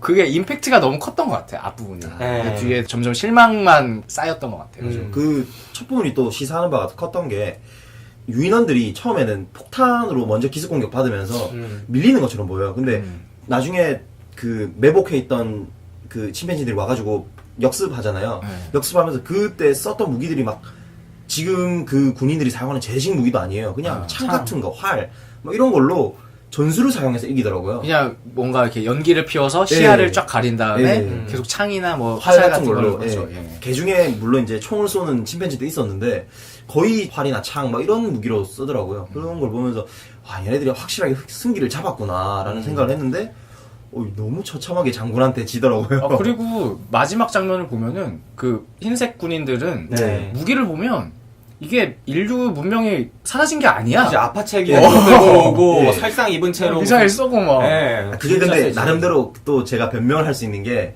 그 군인들이 인류가 가진 마지막 군대였어요. 걔네들이 탈영병들을 잡으려고 자기들이 있는 모든 병력 끌어모아서 이제 온 건데 그런 것처럼 나오죠. 예, 그렇게 나왔는데 이 산사태 한 방에 그 다 돌아가시죠. 네, 결국 기승전 산사태니까. 예. 네. 그래서 저는 이게 영화에서 사실 오프닝이 그렇게까지 좋다고 생각 안 했던 게 2편의 오프닝을 많이들 이제 기억을 못 하시는 것 같아요. 네. 저는 2편 오프닝이 너무 좋았는데 완전히 안개가 낀 숲이었어요. 네. 그리고 시절을 비롯해서 애들이 기마대 병사들로 나옵니다. 그래가지고 거의 중세 영화처럼 안개 낀 숲속에서 침팬지 병사들끼리 수화 같은 것도 하고 말도 조용조용 하면서 네. 서로 신호를 보내서 어떤 작전을 수행하는 게 그 오프닝 씬이에요. 네. 예, 그래서 이게 상당히 발전한 문명을 이루고 있고 이미 개인으로서의 침팬지들이 아니라 그냥 탈영병 침팬지들이 아니라 동물원에서 탈출하고 그 의학 연구소에서 탈출하고 이런 침팬지들이 아니라 그들이 인간의 한 중세 이상의 문명들을 지금 열심히 따라잡고 있구나라는 걸 느껴지게 하는 그런 장면이 있었거든요. 네. 실제로 육체적인 힘은 훨씬 강하니까. 네. 근데 이번 영화에서도 그때 2편에서 보여준 오프닝 수준에서 별반 다르지 않은 모습이 보여지는 것 같이 느껴지는 거예요. 네, 저 되게 공감하고 아쉬운 게 걔네들이 그 정도의 힘으로 그리고 또 어느 정도 지성을 얻었다면 분명히 도구의 발전을 잃었을 텐데 하나도 발전된 게 없더라고요. 네. 그게 되게 아쉬웠어요. 그러니까 1편에서부터 2편까지의 그런 발전상이 2편부터 3편까지는 거의 안 보이는 거죠. 네. 예, 완전히 동일한 것 같이 느껴지면서 물론 시차의 그런 변화는 있겠지만 1편에서 2편은 10년이라는 시간이 있었고 2편에서 3편은 몇 년의 시간이 없지만 네. 그렇다 치더라도 너무 이들이 발전을 못했고 똑같은 식으로 영화도 시작하고 있다는 게 가장 아쉬웠습니다. 네. 그리고 이 몰입이란 키워드를 설명해 주시면서 이제 외모에 대해서 지적을 해주셨잖아요. 그 다른 종의 외모. 네. 그런데 사실 그렇게 해서 망한 영화가 있어요. 뭐요? 닌자 터틀. 닌자 터틀이 영화 되게 재밌게 봤거든요. 저는 1편. 전 재밌게 네, 근데 봤어요. 많은 사람들이 왜 실사화 시켰냐. 내 꿈의 거북이들을 완전 키워놨거든. 스테로이드 먹고 키운 것처럼 몸집 커지고 실사화 징그럽죠, 시켜놓으니까. 약간. 네, 맞아요. 그러니까 왜 이렇게 혐오스럽다. 2D에서는 되게 네. 귀엽잖아요. 귀여운 캐릭터들이 네. 근데 3D, 심지어 그 영화는 4D로도 볼 수 있고, 그러니까, 동심을 파괴하는 게 아니야 하는 네. 비난에 시달렸었는데, 저는 공감을 못했었지만, 이 혹성 탈출에 그 정도라면, 그 닌자 터틀이 망할 이유가 있었구나. 네. 그런 생각도 듭니다. 나름대로 근데 닌자 터틀은 2까지 나오지 않았나요? 네, 2까지 나왔죠. 네. 근데 여전히 흥행에서는 고전하고 있는 그런 시리즈라고 하겠습니다. 예. 네, 안화백님은 몰입을 뽑아주셨고, 강대리님 어떤 키워드 갖고 왔습니까? 저는 힘. 힘. 네. 힘이라고 하면은 되게 제가 말하는 그 뜻을 이해를 시켜야 되잖아요. 네. 저는 이 영화가 잘못된 게 다 조금 부정적이잖아요. 그 모든 게 담겨 있다고 생각해요. 힘을 줘야 될 때를 모르는 것 같아요. 되게 약간 앤디 서커스의 족주잖아요, 사실. 근데 이게 그 앤디 서키스가 아무리 그런 고개적인 연기를 잘한다고 해도 계속 이름을 서커스라고 하는 거는 네, 아, 점 사실 하나 뭐- 빼야죠. 네, 알겠습니다. 서양 사람 뭐 이름 잘못 부를 수도 있죠. 이런 인종 혐오적인. 네, 아무튼 아예 써줘라 그러지 써줘. 네. 어쨌든 앤디 서키스의 그 모션 캡처 시저라는 캐릭터에 너무 심취한 것 같아요. 영화 자체가 일단 설정 자체가 너무 좋았는데, 그러니까 2편도 그렇고 그 학교 다닐 때 단편 영화 많이 찍잖아요, 학생들이. 네. 그럴 때 이제 이 많이 저희보다 영화 많이 찍으시고 상업 영화도 찍어보신 교수님들이 항상 하시는 말씀이 그거였거든요. 이렇게 위력이 앞서고 그러면은 이 내용이 그만한 임팩트를 가지고 있지 못한데 엄청난 배경음악을 넣는 거예요. 막 이 막 저희가 오프닝에 소개했던 네. 그런 음악이나 아니면은 어떤 다른 영화 음악에서 인류에 대해서 어떤 뭐 사랑에 대해서 되게 큰 주제를 가지고 얘기했을 때 가장 유명한 음악들을 넣는다든지 어떤 사소한 장면에 네. 막 이런 식으로 표현을 할 때가 있거든요. 그럴 때 이제 힘을 줘야 할 때를 지켜야 된다고, 그리고 정도가 있다고 음악을 사용하는데도 이런 식으로 배웠던 게 느껴졌어요. 이 영화 시리즈에서 네. 전체가. 그리고 약간 그 설정이 노선이 바뀌었다는 것도 그게 좀 문제인 것 같아요. 오프닝 그 전투씬도 제가 기억하기에도 2편에서도 그렇고 이제 유인원들이 발전해가지고 저는 당연히 숲에서 싸우고 이러면은 네. 유인원들이 이기고 지들이 함정을 만들어 놓고 이럴 줄 알았는데 그냥 약간 억지로 이 스토리라인에 끌려다니게 설정한 그런 느낌? 특히 그 중간에 가장 중요한 사건이었던 그 시저의 큰아들이 죽고 네. 그 와이프가 죽고 하는 장면, 그것도 말이 안 되는 게 그 유인원들의 나와바리였고 그리고 걔네가 다 보초도 세우고 있었고 네. 거기다 그 대령이 침투하는 그 폭포수 네. 거기도 보여주잖아요 먼저. 네. 근데 내가 상식적으로 리더라면 저기다가 보초를 세울 것 같은데 그냥 유유히 왔다는 거지. 대령의 그 포스를 보여주기 위한 미장센으로 그냥 그 폭포수 안에서 이렇게 레이저 이렇게 쏘면서 나오는 그걸 위해서 그냥 다 희생한 듯한 느낌? 그런 일반적인 상식들을 약간 그런 부분이 되게 이 영화에 아쉬움을 주지 않나 그런 생각을 해봅니다. 네. 하긴 생각해보면 윈터가 다 내부 설계도를 넘겼을 텐데 네. 그런 지점들은 확실히 그렇긴 하네요. 예. 네.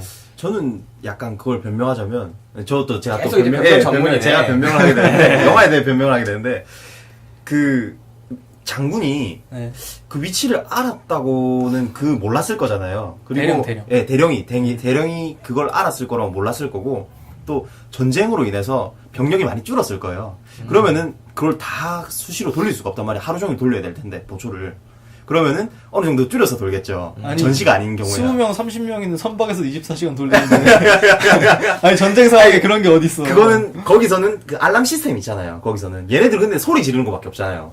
얘네는 그러니까 좀 그런 허술한 점이 있지 않았을까. 미리. 사실 우리가 불과 몇십 년 안 됐죠. 김신조한테 청와대까지 뚫릴 뻔한 적이 그런 걸 생각해 보면은 거의 실미도처럼 훈련한 실미도에서도 이게 안성기가 직접 김일성 목 따러 온 거 아닙니까? 보면은 영화 설정이 충분히 이게 또 있을 수도 있겠다. 그냥 영화적인 설정으로 그냥 보면 될 것 같은데 좀 허술한 부분처럼 느껴질 수 있죠.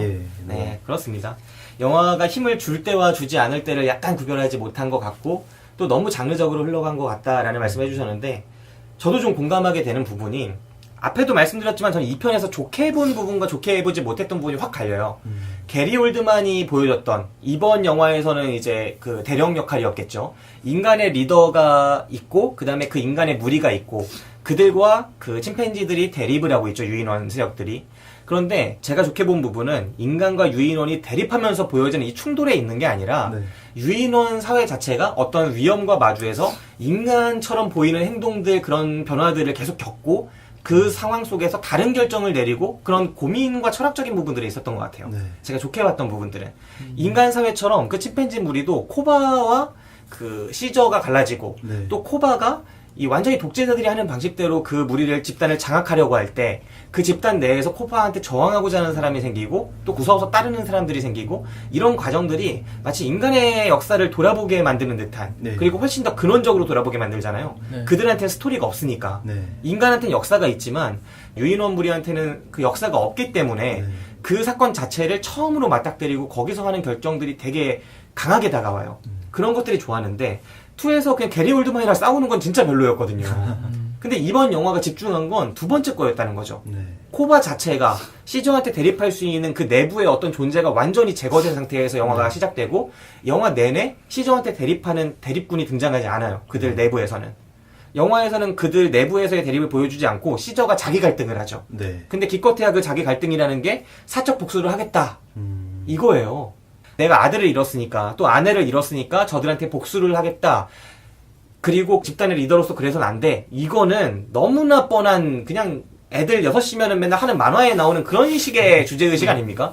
그런 거를 우리가 이 2시간짜리 영화에서 보고 있으니 너무 답답한 거고 그 인간과 이 뭐 유인원의 대립 자체도 너무 식상하고 탱크 나오고 아파치 헬기 나오는 영화는 뭐 쎄같았죠. 그런 식으로 할 거면 트랜스포머 마이클 베이가 지금 최고지.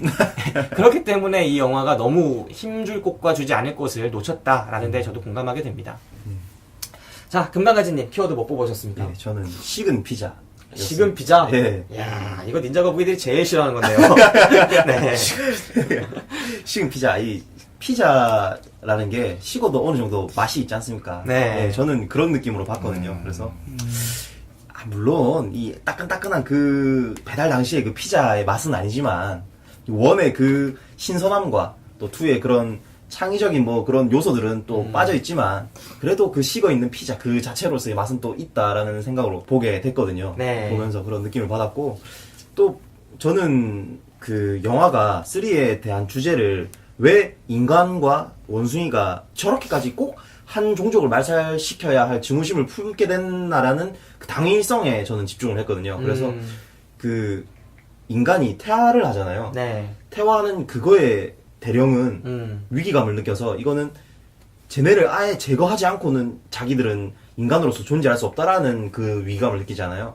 그거에서 저는 집중을 했는데 약간 솔직히 아쉽긴 한 거는 2에서도 인간과 유인원의 대결에서는 서로 어느 정도 양립할 수 없다는 느낌을 주거든요. 네. 그러면서도 3에서 그걸 또 약간 우려먹었다는 느낌이 있으니까 그게 좀 아쉬웠죠. 네. 그래서 저는 뭐 되게 심취해서 봤거든요. 그래서 나름대로 만족하는 것 같은데 시저의 그 갈등하는 모습이 되게 신선했어요. 그 2에서도 보면은 코바가 그렇게까지 말 안 들으면은 그냥 쟤 못 이기는 척하고 쟤 말 한 들어볼 법도 한데 끝까지 인간에 대한 사랑을 지켰잖아요. 걔는 네. 그 처음에 가졌던 인간과의 애착을 잃지 않고 인간에 대한 자비를 끝까지 지키는데 3에서는 결국 그걸 잃잖아요. 그게 네. 되게 저는 오히려 그게 더 인간적으로 느껴졌어요. 시저가 진짜 아예 인간처럼 보이는 거예요. 이제는. 그래서 동물들도 종에 대한 자기 그 자식이나 그런 거에 대한 애착이 있겠죠. 근데 그거에 대해서 되게 인간적으로 반응하는 거죠. 그걸 복수하기 위해서 자기 다른 걸 모든 걸 버리고 던진다는 거에서 저는 인간적인 모습을 봤기 때문에 그거에서 저는 만족하고 봤어요. 네. 일단 식은 피자라고 말씀해 주셨는데 네. 그 말 진짜 부인할 수가 없네요. 네. 제가 이 영화에 비추를 때렸지만 사실 이 영화를 재밌게 봤다는 건 부인할 수 없어요. 진짜 이게 내가 피자를 좋아하는데 식은 피자거든. 그래서 식은 피자야? 비추야? 너 별로야? 이라고 말을 하면서 한 판 다 먹는 거지. 그런 느낌을 일단 첫 번째로 받았고 그렇죠. 그 다음에 제가 가져온 키워드랑 거의 동일한 통하는 부분이 있는 부분이었어요. 네. 그러니까 왜 이 대령이 계속 위기감을 느끼고 저들을 몰아내고 우리 인간의 삶의 터전을 만드는 데서 그치지 않고 저희들을 절멸시키려고 하는가. 네. 훨씬 더 큰 위험을 무릅쓰면서까지도 저들을 절멸시키려고 하는 그 부분이 바로 자신들의 퇴화에 있다라고 네. 말씀해 주셨는데 제가 가져온 키워드가 바로 우생학입니다. 네. 바로 불과 100년 전까지만 해도 100년 전도 안 됐죠. 한국에서도 단종 수술들이 행해졌고 한국뿐만이 아니라 캐나다, 유럽, 뭐 각지, 미국 이런 데서 다 단종 수술이 행해졌어요. 네. 심지어는 단종 수술을 허용하는 법률도 있는 곳이 매우 많았죠. 단종 수술이 왜 생겼냐라고 생각하면 그 우생학에서 나온 건데 우등한 인자는 계속 발전하고 열등한 인자는 계속 떨어진다. 그래서 그 열등한 인자끼리 만나서 결혼을 하면은 그들이 범죄도 일으키고 병도 걸리고 온갖 인류의 악덕을 낳는다라는 그 기원이 되는 학문이 있었던 거죠. 그리고 학자들이 계속 잘못된 실험, 그 의도적인 잘못된 실험들을 하면서 그런 것들을 우생학을 발전시켰던 거고요. 그게 과학의 힘으로 사람들한테 폭력을 가해도 예를 들면은 우리나라 같은 경우는 소록도에서 단종 수술을 하고 또 다른 나라 같은 경우에는 정신 좀 요즘에 지체라고 하잖아요. 네. 정신 지체를 겪고 있는 그런 장애인들에게 단종 수술을 한다거나 이런 일들을 많이 했고 또 지능이 IQ가 떨어지는 사람들에 대해서 이런 것들을 한 이 우생학의 뿌리에 무엇이 있냐 그거와 관련된 책들을 읽다 보면은 많은 분들이 이렇게 해석하세요. 우생학은 앵글로색슨족 이주민들한테 왔다. 앵글로색슨족 백인 그리고 크리스트교 그 사람들이 나중에 신대륙으로 진출을 했을 때, 신대륙을 진출했을 때 다수를 점할 수가 없는 거예요. 전에 있던 대륙에서는 우리가 다수였는데 이쪽으로 왔더니 그 밑에 우리보다 확실히 인종이 다르고 확실히 계층이 낮은 사람들도 우리가 봤을 때 우리보다 똑똑한 부분들이 보여. 수는 존나 많아. 근데 심지어 라틴계, 동유럽계, 그 다음에 또 뭐가 있을까요? 막 다양한 쪽 사람들이 있잖아요. 우리 백인 앵글로색슨족이 보기에는 우리보다 그래도 조금씩 밀린다고 생각했던 사람들이 또 엄청나게 퍼져 있어. 아이리쉬들도 있고 막 엄청나게 퍼져 있어. 이런 속에서 그들의 입지가 계속 좁아지는 상황 속에서 우생학이 발달했고 이쪽 출신들의 우생학자들이 많다. 이런 이야기들이 있거든요. 그러니까 우생학의 기원에 자신들의 축소 그리고 당해낼 수 없는 종의 역전 이런 것들이 내포되어 있다는 거죠. 그 위기감이. 이번 영화 속에서도 좀 그런 부분들을 볼 수 있었던 것 같아요. 네, 대령이 병에 걸리는 걸 되게 두려워하고 그런 모습들 속에서 저들은 계속 번성하고 언젠가는 저들이 우리를 지배할 거야 라는 생각을 못 견뎌하는 거죠. 그래서 오히려 우리는 쟤들보다 우등하고 우리는 쟤들을 죽여야만 한다라는 쪽으로 나아가지 않았을까. 유대인에 대한 공포도 그런 측면이 있잖아요. 유대인들이 돈 많이 벌고 약삭 바르고 막 이러다 보니까 쟤들은 못난 인종이야. 쟤들을 다 죽여야 돼. 라는 그런 의식으로 발전하게 되는 그 근저에는 어쩌면 우리가 쟤들보다 어떤 부분에서 못하다라는 생각이 그런 공포가 자리 잡고 있었던 게 아닐까. 그런 생각을 하게 됩니다. 군대가 도열하고 뭔가 이렇게 경례하는 모습들을 보면은 나치 연상이 많이 되잖아요. 그런 부분들도 연결이 돼 있는 것 같아요. 네, 그렇습니다. 되게 또 신기한 게 군인들의 모습이 나치를 연상하는 걸로 보인다면 저는 또 제가 또 신앙인이니까 또 시절을 되게 그 종교적인 관점에서 저는 또 살짝 안 그러고 싶어도 한 번씩 보이니까 이게 일부러 예수님 같은 쪽으로 이렇게 하지 않았나. 일부러 약간 묶어놓는 것도 십자가에 묶어놓는 것 같았고 다시 약간 일어서는 장면도 약간 그런 느낌 같았고 하얀 군인들이 산사태에 묻히는 것도 마치 그 모세 홍이 갈라졌을 때 또 군인들이 거기에 묻히는 것처럼 그죠. 사라지는 느낌이 들고 해서 그런 느낌이 들더라고요. 네. 사실 제가 연관 컨텐츠로 뽑아올 작품이 미리 말씀드리자면 출애굽기입니다. 네. 인간이 낳은 탈출 서사 중에 가장 유명한 이야기가 사실 출애굽기거든요. 네. 오늘 오프닝 음악에서 깔린 노래 제목이 뭡니까? 엑소더스입니다. 예. 네. 이 영화에서 그들이 잡혔다가, 유인원들이 잡혔다가, 또 이 시저의 활약을 통해서 모두가 다 탈출하게 되잖아요. 네. 네. 그 과정들이 조금은 탈출서사, 출애굽기를 연상시키지 않았나 하는 생각도 해봐요. 정말 그 산사태를 통해서 하는 게 바다 갈라졌다가 그 바다에 파묻히는 그 람세스와 그 부하들의 그런 모습들을 연상시키기도 하고요. 저도 그런 생각이 들더라고요. 네. 한번 말씀드려봤습니다. 너무 뻔하다는 거죠. 네, 그렇죠. 가장 오래되고 가장 유명한 서사를 그대로 썼다. 근데 그렇습니다. 아까 전에 얘기했던 그 대령의 당위성 있잖아요. 네. 그거에 공감을 하셨나요? 혹시? 저는 나름대로 공감을 했던 게 물론 이제 그 사람은 정상적인 사고에서 그런 생각을 한 건 아니에요. 근데 그 인간이 퇴화하는 바이러스가 유인원들로부터 왔다는 생각을 했을 거라는 생각을 했어요. 그래서 그렇기 때문에 내가 저 유인원들을 다 죽여야 하고 저 유인원들을 죽였을 때야만 비로소 인류가 살 수 있다. 그러니까 생존할 수 있다라는 거죠. 한 마리라도 살아있으면 바이러스는 어떻게든 퍼질 것이고 그들은 우리를 지배하게 될 것이라는 공포를 약간 병적으로 느꼈다고 생각을 해요. 그래서 그 당위성을 가지게 됐다라는 그 영화를 보면서 그렇게 생각이 들더라고요. 네. 저는 그 대사를 들으면서 뭐라 하는지 잘 모르겠더라고요. 아 진짜요? 뭐 자기 아들 얘기도 하고 네. 하잖아요. 근데 뭐 어쩌라는 거지? 아 내가 그런 상황에 인류 네. 중에 한 명이라면 그런 리더 자리에 있다면은 그 유인원들이랑 이 접촉을 차단하고 최대한 네. 그리고 지들은 이미 어느 정도 진보된 기술을 가지고 있으니까 이제 그 차단에 되게 집중하면서 이제 뭐 핵무기도 있겠다 그냥 쏘고 뭐 아까 말한 우생학의 관점에 있는 사람이라면은 지들만 우세하다 뭐 이런 식으로 생각하는 사람이라면 그렇게 할 것 같은데 왜 굳이 정글에 들어가가지고 근데 이런 캐릭터를 대령 같은 캐릭터를 다른 영화에서도 본 것 같은데 자신의 사랑하는 가족이나 친애하는 부하나 막 그런 캐릭터를 자신의 손으로 죽이고 더 광기에 미치는 캐릭터들이 좀 있지 않나요? 네네. 저는 이 대령 보면서 아포칼립스 생각나요. 그죠. 예. 근데 되게 그 연기를 따라하려고 하는 것 같은데 느낌을 주려고 하죠. 네. 근데 그 설정이나 느낌이 전혀 못 사니까 힘을 줄 때 안 줄 때를 못 잡았다 이 영화가. 네. 그런 느낌. 대령이 어차피 대령도 명령받는 사람이잖아요. 그러니까 자기가 컨트롤할 수 있는 자기의 부대를 가지고 그 인류가 너무 유인원한테 소극적이니까 자기는 자신의 사명을 가지고 그렇게 떨어져 나와서 그렇게 행동한 거라고 생각해요. 정글에 온 이유도. 네. 그렇습니다. 자, 이제 키워드 토크 다 해봤고요.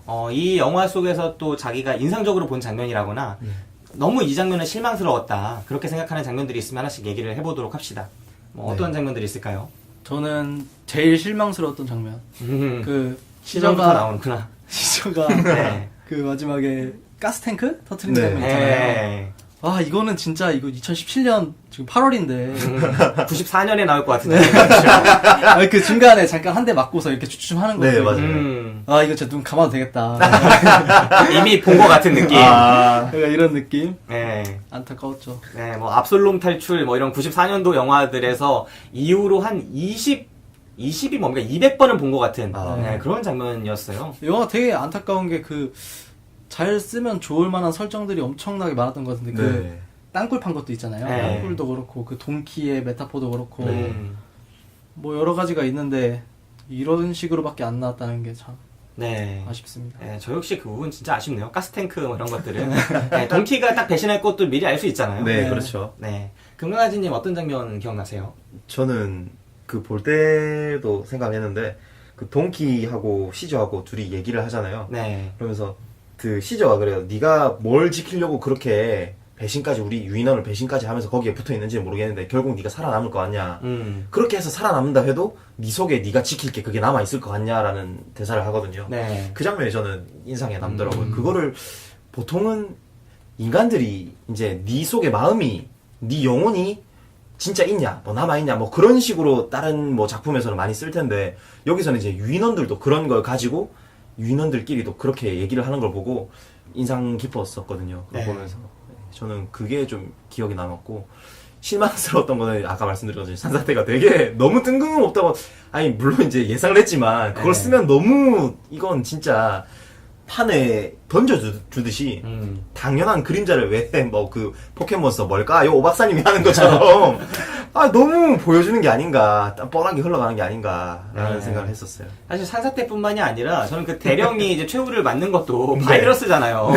아니 그러니까 그런 식으로 이 영화의 최고의 악당을 처리하고 가장 큰 위협을 처리하는 방식이 너무나 그 주역들의 의지와는 상관없이 마치 공룡이 운석에 맞아 멸종했는데 그럴 거면 왜 공룡 영화를 보냐고 우리가. 아니 공룡을 우리가 의지로 이겨내는 영화를 보고 싶은 거지. 공룡이 그렇게 멸망을 설사 했다 치더라도 그거를 보여주는 건 의미가 없잖아요. 예, 그렇죠. 공룡이 물 잘 마시고 있고 풀 잘 뜯어먹고 있다가 죽었다. 그러면 이거는 종의 전쟁으로 제목을 뽑는 게 아니라 그 뭐라고 할까 인간 최후의 날 그냥 이렇게 해가지고 인간 재난 영화로 뽑을 것이지 굳이 걔네랑 싸우다 인간이 멸종할 필요가 없는 거잖아. 그렇죠. 그냥 부대에서 야영하고 있다가 산사태가 일어나도 되는 거고. 그런 것들이 저는 되게 안타까웠어요. 분명히 그건 동의하고 또 저도 아쉬웠던 장면부터 이야기를 하게 되는데 이제 잡히잖아요.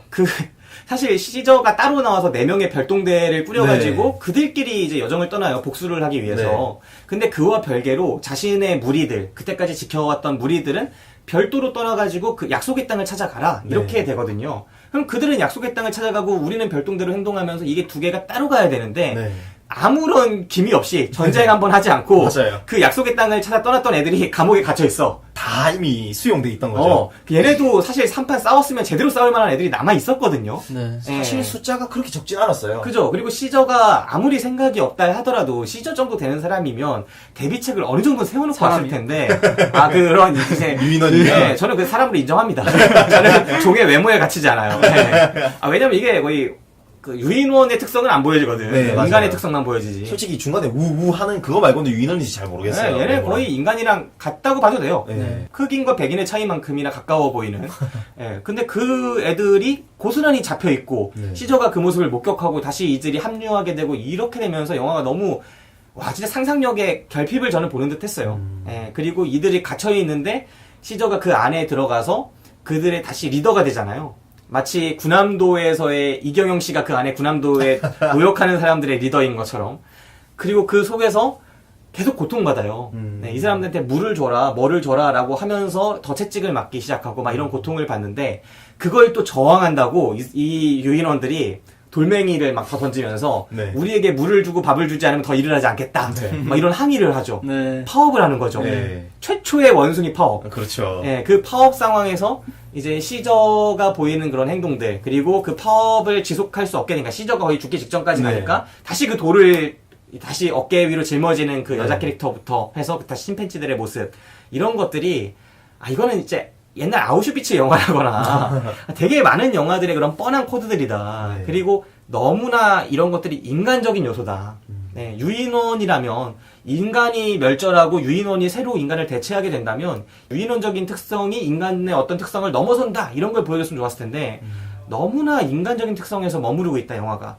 그런 것들이 진짜 한심하게까지 느껴지면서 되게 하품 나왔어요. 사실 우주여행 갔다 왔더니 유인원이 지구를 점령했다라는 거기서도 사람들이 보면서 이질감을 느낄 게 유인원들의 행동과 유인원들의 특성이 거기서 너무나도 당연한 거거든요.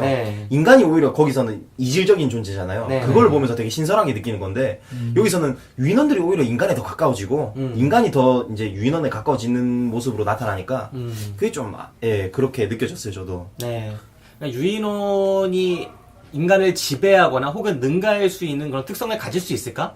그리고 그런 특성이 있다면 과연 무엇일까? 이런 고민들을 영화를 만들기에 앞서서 한번 선행을 해봤어야 되는데 그 고민이 없는 채로 영화를 그냥 극적으로만 할리우드식으로만 만들려고 했던 게 아닌가. 이게 바로 이 영화의 아니함이었다. 그렇게 생각이 되는 거죠. 시저라는 1, 2편에서 만들어냈던 그 대단한 캐릭터를 앤디 서키스를 아카데미 할리우드 나무조연상을 줘야 된다. 아카데미에서. 이런 여론이 나올 만큼 강렬했던 그 캐릭터를 3편에서 죽이는데 그 죽음에 이르기까지의 과정이 너무나 형편없었다. 그게 진짜 아쉬웠습니다. 네. 네. 좋았던 장면은 없을까요? 우리 너무 까기만 했는데. 좋았던 장면. 저는 익스트림 롱샷 쓰는 그 여정에서의 그 샷들이 좋았던 것 같아요. 네. 여자아이 만나는 장면 있잖아요. 네. 그것도 제가 그날 이렇게 저희 다 같이 영화 보고 나서 네. 좀 왜 나왔지 이렇게 얘기했잖아요. 네. 근데 그나마 이 영화에서는 그 장면이 제일 좋았어요, 사실. 여자의 장면? 뭐 이 영화 자체가 다 클리셰 덩어리에다가 이제 더 이상 신선함은 찾아볼 수 없었으니까 그냥 유인원 시저 자체가 자기 사적인 복수를 하러 떠난 여행에서 자기도 그냥 적이라 생각하고 다른 종 인류를 아무렇지 않게 해했는데 그 결과로서 이제 자기가 지금 복수를 하겠다는 그 당위성, 그 이유를 똑같이 그 여자애한테 만들어준 거잖아요. 고아로 만든. 네. 그걸 보면서 좀 그 연출에서 이렇게 눈빛을 이렇게 되게 얕은 심도로 찍는데 그 장면 하나가 좋았던 것 같아요. 네.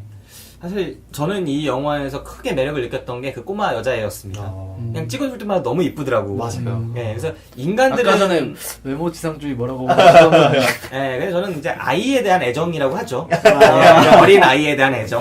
네, 그 아이가 나올 때마다 그 아이가 이제 바이러스에 걸려가지고 언어를 잃는 아이잖아요. 네. 근데 그런 아이가 낳는 미덕들을 영화가 어느 정도는 클리셰적으로 보여줘요. 네. 그 아이가 사람들을 아끼고 사람들을 돕기 위해서 하고 심지어는 그 아이가 어떤 되게 신적인 어떤 상징처럼 완전히 분단되어 있고 전쟁의 공간인 그곳을 걸어 들어오는 장면이 있어요. 너무 편하게 걸어가죠. 네, 완전히 무저항으로 거길 네. 뚜벅뚜벅 이렇게 걸어가지고 갇혀있는 유인원들한테 물을 떠다 줘요. 네. 예. 그리고 그 시간 동안 이 전쟁의 국면이 평화롭게 보이는 그런 착각이 들죠. 네. 네. 그 장면이 사실 말도 안 되지만, 말도 안 되지만, 그래도 예뻐 보였고, 네. 예, 그 시간만큼은 되게 좋았던 것 같아요. 그래서, 그리고 그 아이가 워낙 예뻐서, 네. 저는 나중에 데스타 예견해 봅니다. 네. 나중에 나탈리 포트먼 뭐 이런 배우처럼, 네, 한번 예견해 봅니다. 우리가 이제 이 영화 속의 한 장면 뭐 이런 것들까지 다 이야기를 해봤고요. 이제 아나백이 여기 오션 프로젝터의 과정에서 이제 급하게 불려갈 일이 있어서 빠진 상태로 네. 이제 어쩔 수 없이 연관 콘텐츠를 없이 한번 진행해 보도록 하겠습니다. 네. 네. 강대리님 어떤 연관 콘텐츠 가져오셨나요?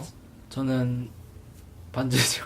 반지의 제왕. 왜냐면은 제가 생각했어요. 아, 반지의 제왕 하면 성우님 김 기사님 뭐라 할 것 같은데. 아, 괜찮아요. 뭐 이종격투기란 점에서는. 아니 뭐. 근데 곰곰이 생각해보니까 한 3가지 정도 공통점이 있어요. 그래요? 네. 일단 앤티 서키스가 모션 캡처로 이름을 날리면서 이 작품을 만들게 된 이유가 골룸의 연기였죠. 네, 대표작이 딱 반지의 제왕 시리즈와 그 다음에 혹성탈출 시리즈니까. 네. 네. 그리고 저는 그 마지막에 이 전투씬 있잖아요. 네. 거기서 도시 이름이 기억이 안 나는데 반지의 제왕 2편에서 네. 그 간달프가 갑자기 쫙 나오는 전쟁하는 데 있잖아요. 네, 그 네, 도시. 네. 거기랑 비슷하게 보였거든요. 그 요새가. 네. 이름이 뭐였지? 어쨌든. 네. 그리고 세 번째는 이 영화 자체가 반지의 제왕의 여정이랑 비슷해서. 네, 맞죠. 반지의 제왕 1에서 그 반지 파괴하러 가는 반지 원정대? 네. 네, 그들처럼 이 시저 복수 원정대가 뿌려지고 네. 다시 떠나는 장면. 네. 근데 사실 지금 이것도 꼭 말하고 싶은 게 지금 현대 영화에서 이 디지털 기술의 발전을 빼먹을 수 없잖아요. 네. 이런 영화가 나올 수 있는 것 자체도 그렇고 뭐 시초는 거의 조지 루카스가 일어났다고 하지만 그 이후에는 피터 잭슨이 이제 반지의 제왕을 만들면서 네. 이 뉴질랜드에서 이제 이룩한 이 기술적 쾌거가 대단하거든요. 네. 그래서 제가 찾아봤는데 이 영화의 모션 캡처나 이 디지털 작업도 그 회사에서 했더라고요. 웨타 디지털이라는 반지의 제왕 시리즈를 만들었던. 네. 그런 거 보면은 연관 영화로서 뽑힐 수 있지 않나 하는 네. 생각을 봅니다. 훌륭한 연관영화였어요. 이제까지 들은 것 중에 제일 괜찮네. 그렇습니다. 네, 반지의 제왕. 네. 금강아지님은 어떤 연관 콘텐츠 뽑아보셨나요? 저는 저번 그 에나벨 때도 게임으로 뽑아왔듯이 게임 하나를 일단 뽑아왔고 네. 게임은 이제 호라이즌 제로던이라고 게임을 홍보하기 위한 건 아닌데 이제 어떤 부분에서 전 연관이 있다고 생각을 했냐면 이 게임은 호성 탈출처럼 인간이 주인이 아닌 지구인 거예요. 인간이 주인이 아닌 지구인데 공룡이 주인이에요. 근데 그것만 있으면 뻔한데 공룡들하고 모든 생물체가 기계 종족이에요. 네. 네, 기계 종족인 그들 사이에서 인간은 원시 그 무기만 들고 오히려 총칼을 들고 있는 공룡들과 맞서 싸워 이겨야 되는 거예요. 네. 네, 그런 내용의 게임인데 나름 괜찮습니다 이게. 네. 네, 그렇고 영화로 하나 생각을 한 거는 인간이 주인이 아니라는 점에서 또 이번에도 기계와 관련된 건데 매트릭스를 뽑아왔습니다. 매트릭스를 뽑아오면서 어느 정도 이제 시저와 그 네오의 행보가 비슷하지 않나라는 생각을 했습니다. 네. 아, 비슷한 빨간 약. 네. 저는 앞에 말씀드린 것처럼 이제 출애굽기가 가장 많이 생각이 났어요. 네. 영화의 스토리 자체가 이제 탈출 서사라는 네. 측면에서 그랬고, 그 탈출을 이끄는 위대한 리더가 네. 있다는 측면, 그리고 그들이 약속의 땅을 찾아가서 네. 그곳에서 정착한다는 이야기까지 네. 완벽하게 출애굽기의 서사를 따르고 있다는 생각이 들었고요.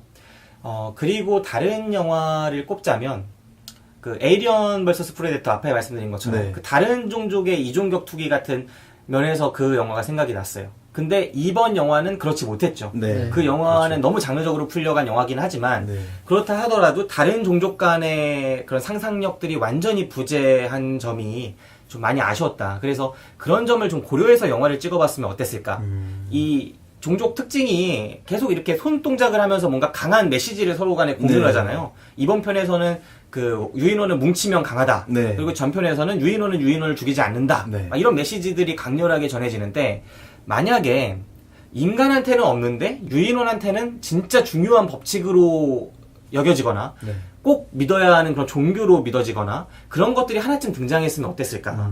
그래서 인간한테 없는데 저들이 저렇게까지 중요하게 여기는 요소가 어떤 힘을 발휘하는 모습을 설득력 있게 보여준다면 이 영화가 관객들한테 되게 큰 충격을 줄 수도 있겠다. 아 저렇게 살 수 있구나. 그런 걸 줄 수 있었을 것 같은데 네. 이 영화가 전혀 그게 없잖아요. 그래서 마치 프랑스군이 영국군한테 점령당하는 듯한 느낌.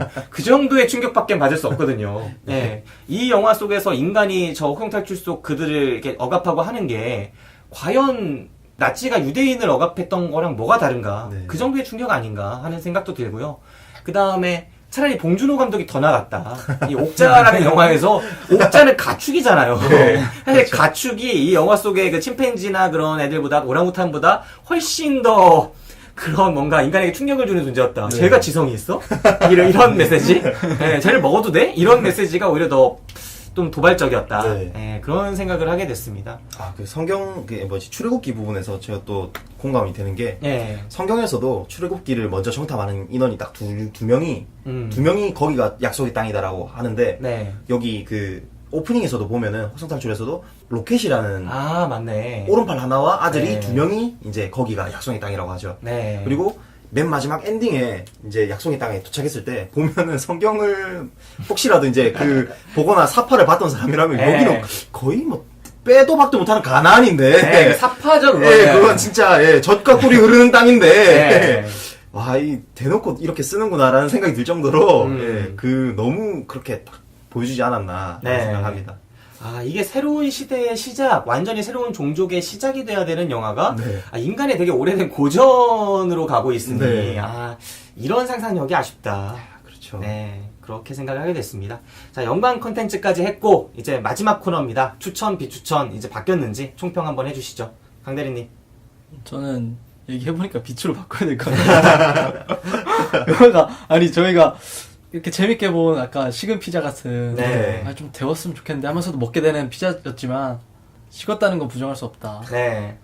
이렇게 장점을 찾아보려고 많이 노력했지만, 찾아볼 수 없었다. 아, 그게 또 피자에 대한 애정 아니겠습니까? 그렇죠. 우리가 피자를 피자 이하의 것과 비교해서 다시 추천을 주거나 보말을 주는 것보다 지금 식은 피자 이상의 것들과 다시 비교를 해서 이건 식은 피자다 하고 비추를 주는 게 이 피자한테 있어서도 좀 좋은 일 아닐까요? 영화를 피자로 비유한다면, 식은 피자든 더운 피자든 피자라면 좋다면, 뭐든지 먹는 사람이라면, 네. 뭐 볼만도 하지만, 얘기를 나눠보니까, 썩 맛있는 피자집에서 만든 피자는 아니었다. 그런 의미에서 저는 비추천으로 바꾸겠습니다. 네. 하지만 저는 원투를 재밌게 본 입장에서 이 피자집은 원래 피자를 잘하는 피자집은 맞아요. 원래 잘하는데 대충 만들었어. 매너리즘에 빠져서. 거기다가 식었어. 네. 근데 그것도 근데 그 친구가. 아까 전에 얘기했던 거 있잖아요. 이 손동작이나 그 네. 침팬지들만의 그 유인원들만의 그런 특징들 네. 그런 게 2편에서 잘 살았는데 그거를 왜 같은 감독인데도 안 살렸을까? 참 의문이 드네요. 네, 그러네요, 진짜. 그, 이번 영화에서 또 인상적인 손동작 중에 하나가 목말라였다는 거. 네. 목말라였다는 거. 그럼 결국 만나 같은 거 줘야죠. 성경처럼. 그러니까 이게 너무, 다른 임팩트 있는 동작들 많이 개발할 수 있을 네. 텐데, 분명히. 네. 목말라라는 게 나오는 순간 저는, 유인원은 뭉치면 강하다는 사실 지난 편에도 나왔고 뻔하잖아요. 네. 근데 새로 나온 건 목말라라는 거. 아, 좀 아쉬웠어요. 이 편에서 그 유인원이 총을 든 게 좀 충격 아니었어요? 아, 그죠, 그렇죠. 그래서 저도 처음에 오프닝 때도 그렇고 유인원들이 같이 총을 들잖아요. 네. 인간과 이렇게 도구는 많이 없어서 많이는 못 들지만. 네. 근데 이게 총을 든다는 게 우리 사람이 보는 입장에서 되게 큰 설정이고 네. 그런데 그냥 배경에서 그냥 총 쏘는 유인원으로만 등장한다는 게 거기다가 그냥 우리 싸우고 있어요라는 식으로 총을 쏴본 우리 대한민국 이 만기 제대하신 분들은 다 누구나 아는 건데 그 연사로 이렇게 쏘는 거 이런 거 이제 안 먹히거든요. 그런 점도 한번 짚고 넘어가야 되지 않나. 아, 진짜 처음 유인원이 도구를 쓸 수 있다는 걸 상상을 못했던 시절에 네. 이 편에서 유인원이 이제 활도 쓰고 창도 쓰고 하게 됐을 때 네. 오는 충격이 있거든요. 쟤네가 말을 타? 예, 맞아요. 쟤네는 말이랑 동급인데 이 새끼들이 말을 타네? 그러면 이제는 확실히 말을 넘어선 동물의 영장 막 이런 이야기를 하잖아요. 인간을 네. 일컬어서. 근데 동물의 영장이라고 하는 게 꼭 우리말은 아닐 수도 있겠네. 네. 그리고 쟤들이 창과 칼 뭐 이런 걸 쓰고 또 문화를 좀 향유하는 것 같고 또 학교도 지어서 교육도 하고 하는 모습에서 중세까지 온 것 같다. 네. 이런 생각이 들었는데 이번 편도 중세야. 네, 이번 편에서도 총도 쓰고 심지어는 아예 그 철공소 같은 거에서 뭔가 이게 애들이 도자기도 빚고 또 이렇게 무기도 만들고 하고 네. 있었다면 더 놀랐을 것 같거든요. 네, 근데 그런 모습이 안 보여진다는 게 네. 아, 영화가 할 수 있었던 수많은 것들을 손에서 뭉쳐지지 못하고 놓쳐보내고 있다. 네. 약간 예를 들면 킹스맨 같은 게 음. 다음 속편이 나왔는데 그대로 그 같은 기구를 쓰면서도 오히려 덜한 약간 낮은 수준의 그런 발전 상태였다는 거죠. 봤는데. 이번에 보셨어요? 아니요. 그 본이 아니라 네. 그렇게 보였다면 이런 느낌이지 않을까라는 거죠. 그죠. 그렇지 않을까라는 거죠. 네. 참 아쉬운 부분이 있었습니다. 네. 비추로 바꾸신다고요? 네. 네, 알겠습니다. 자, 그 다음에 금강아지님. 네, 저는 솔직히 또 보말할까 또 이 낮아질까 생각을 많이 했는데 네. 그래도 원투를 보면서 그 이어지는 그걸 또 만약에 제가 다시 저에게 말한다면 또 추천 안 할 수가 없네요. 추천 안 할 수가 없고 결국 그래도 피자는 피자니까. 네. 예, 저는 우리 김 기사님이 표 안 사셨으면 보셨을 거예요? 저 그래도 봤을 것 같습니다. 예, 저는 진짜요? 그래도 봤을 것 같습니다. 오. 그래서 이게 저는 그리고 또 시리즈물에 대한 또 각별한 게 있기 때문에 저는 장난 아니에요. 예. 공포물을 싫어한다는데 에나벨을 봤어. 에나벨 2를. 시리즈이기 때문에. 예, 그래서 인시디어스도 1, 2, 3 다 봤고요. 예. 그래서 그러니까 1편이 봤는데 2편이 나온다 하면 봐야 된다. 거의 그런 식으로 저는 보게 되고 네. 그 스토리가 어떻게 이어질까, 그 스토리가 전작에 있었던 게 어떻게 또 후 속작에 사용이 될까라는 게 저는 궁금해서 못 견디겠더라고요. 나중에 미국 드라마 빠지시면 큰일 나실 거예요. 이러니까 더 파이팅이 70편 이렇게 나오는 거 80편 나오고. 저 그래서 미국 드라마 굉장히 좋아합니다. 예, 그래서 그 슈퍼내추럴이란 드라마를 아직도 시즌 10까지 꾸준히 보고 하는데 여담이고 이건 이게 어쨌든 그래서 저는 피자는 피자니까 아직 그래도 그래서 추천 드리겠습니다. 네, 이러니까 속편 공장들이 안 망하고 피자집을 먹여 살리는 분들이 바로 이런 분들이고. 그렇죠. 네, 피자 2001이든 도미노든 상관없다. 네, 피자는 피자니까. 예, 그렇죠. 네, 그렇습니다. 1추천 1비추 나왔는데 저도 비추 유지할게요. 네. 네. 이 영화가 1, 2편이 줬던 기대감을 갖고 간 사람한테는 진짜 너무 실망스러운 영화일 수밖에 없다. 네. 1편이 줬던 그 충격, 마지막 대사 노 했던 그 충격. 네. 그리고 2편에서 시저가 총에 맞았을 때 그 순간. 그러니까 이 우리 블랙리스트 영화상이 있지 않습니까? 근데 매년 영화상에 저는 혹성 탈출을 보고 나면 최고의 1분을 추천할 게 항상 생겼었다는 게 기억이 나요. 1편도 그렇고 2편도 그렇고. 2편의 경우에는 최고의 오프닝 상에서도 저는 추천을 했었고요. 근데 그런 영화였는데 이번 영화를 보고 나서는 과연 내가 최고의 1분? 최고의 오프닝? 과연 어떤 부분에 이 영화를 추천할 수 있을까 좀 고심하게 만드는 영화였고 확 눈에 띄는 게 없더라고요. 그래서 매우 안타까웠습니다. 네. 네, 그리고 이 영화 그냥 탈출 3부작으로 꼽을 수 있는 영화임에도 불구하고 그냥 탈출로서 가장 전형적인 서사를 따르고 있다는 거. 네, 그리고 그로부터 어떤 특별함을 낳아야 되는데 특별함은 없다는 거.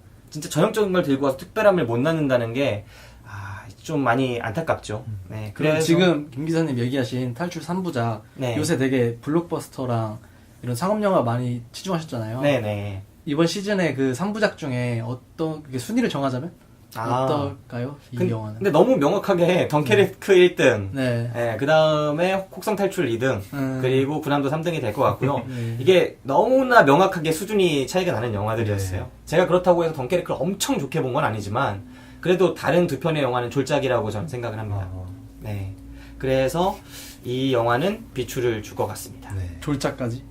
졸작. 1, 2편의 비교를 한다면은 네. 그거를 이제 포함해서 가로로 김 해가지고 기사님이 이렇게 비판한 영화를 별로 졸작입니다. 본 적이 없어요. 네. 좀 놀랍네요. 아, 제가 군함도 방송을 안 해서 그래요. 네. 그렇습니다. 네. 자, 그러면은 1추천 2 비추가 나왔고, 아나백은 뭘 준지 알 수 없는 채로 오늘 방송 마치도록 하겠습니다.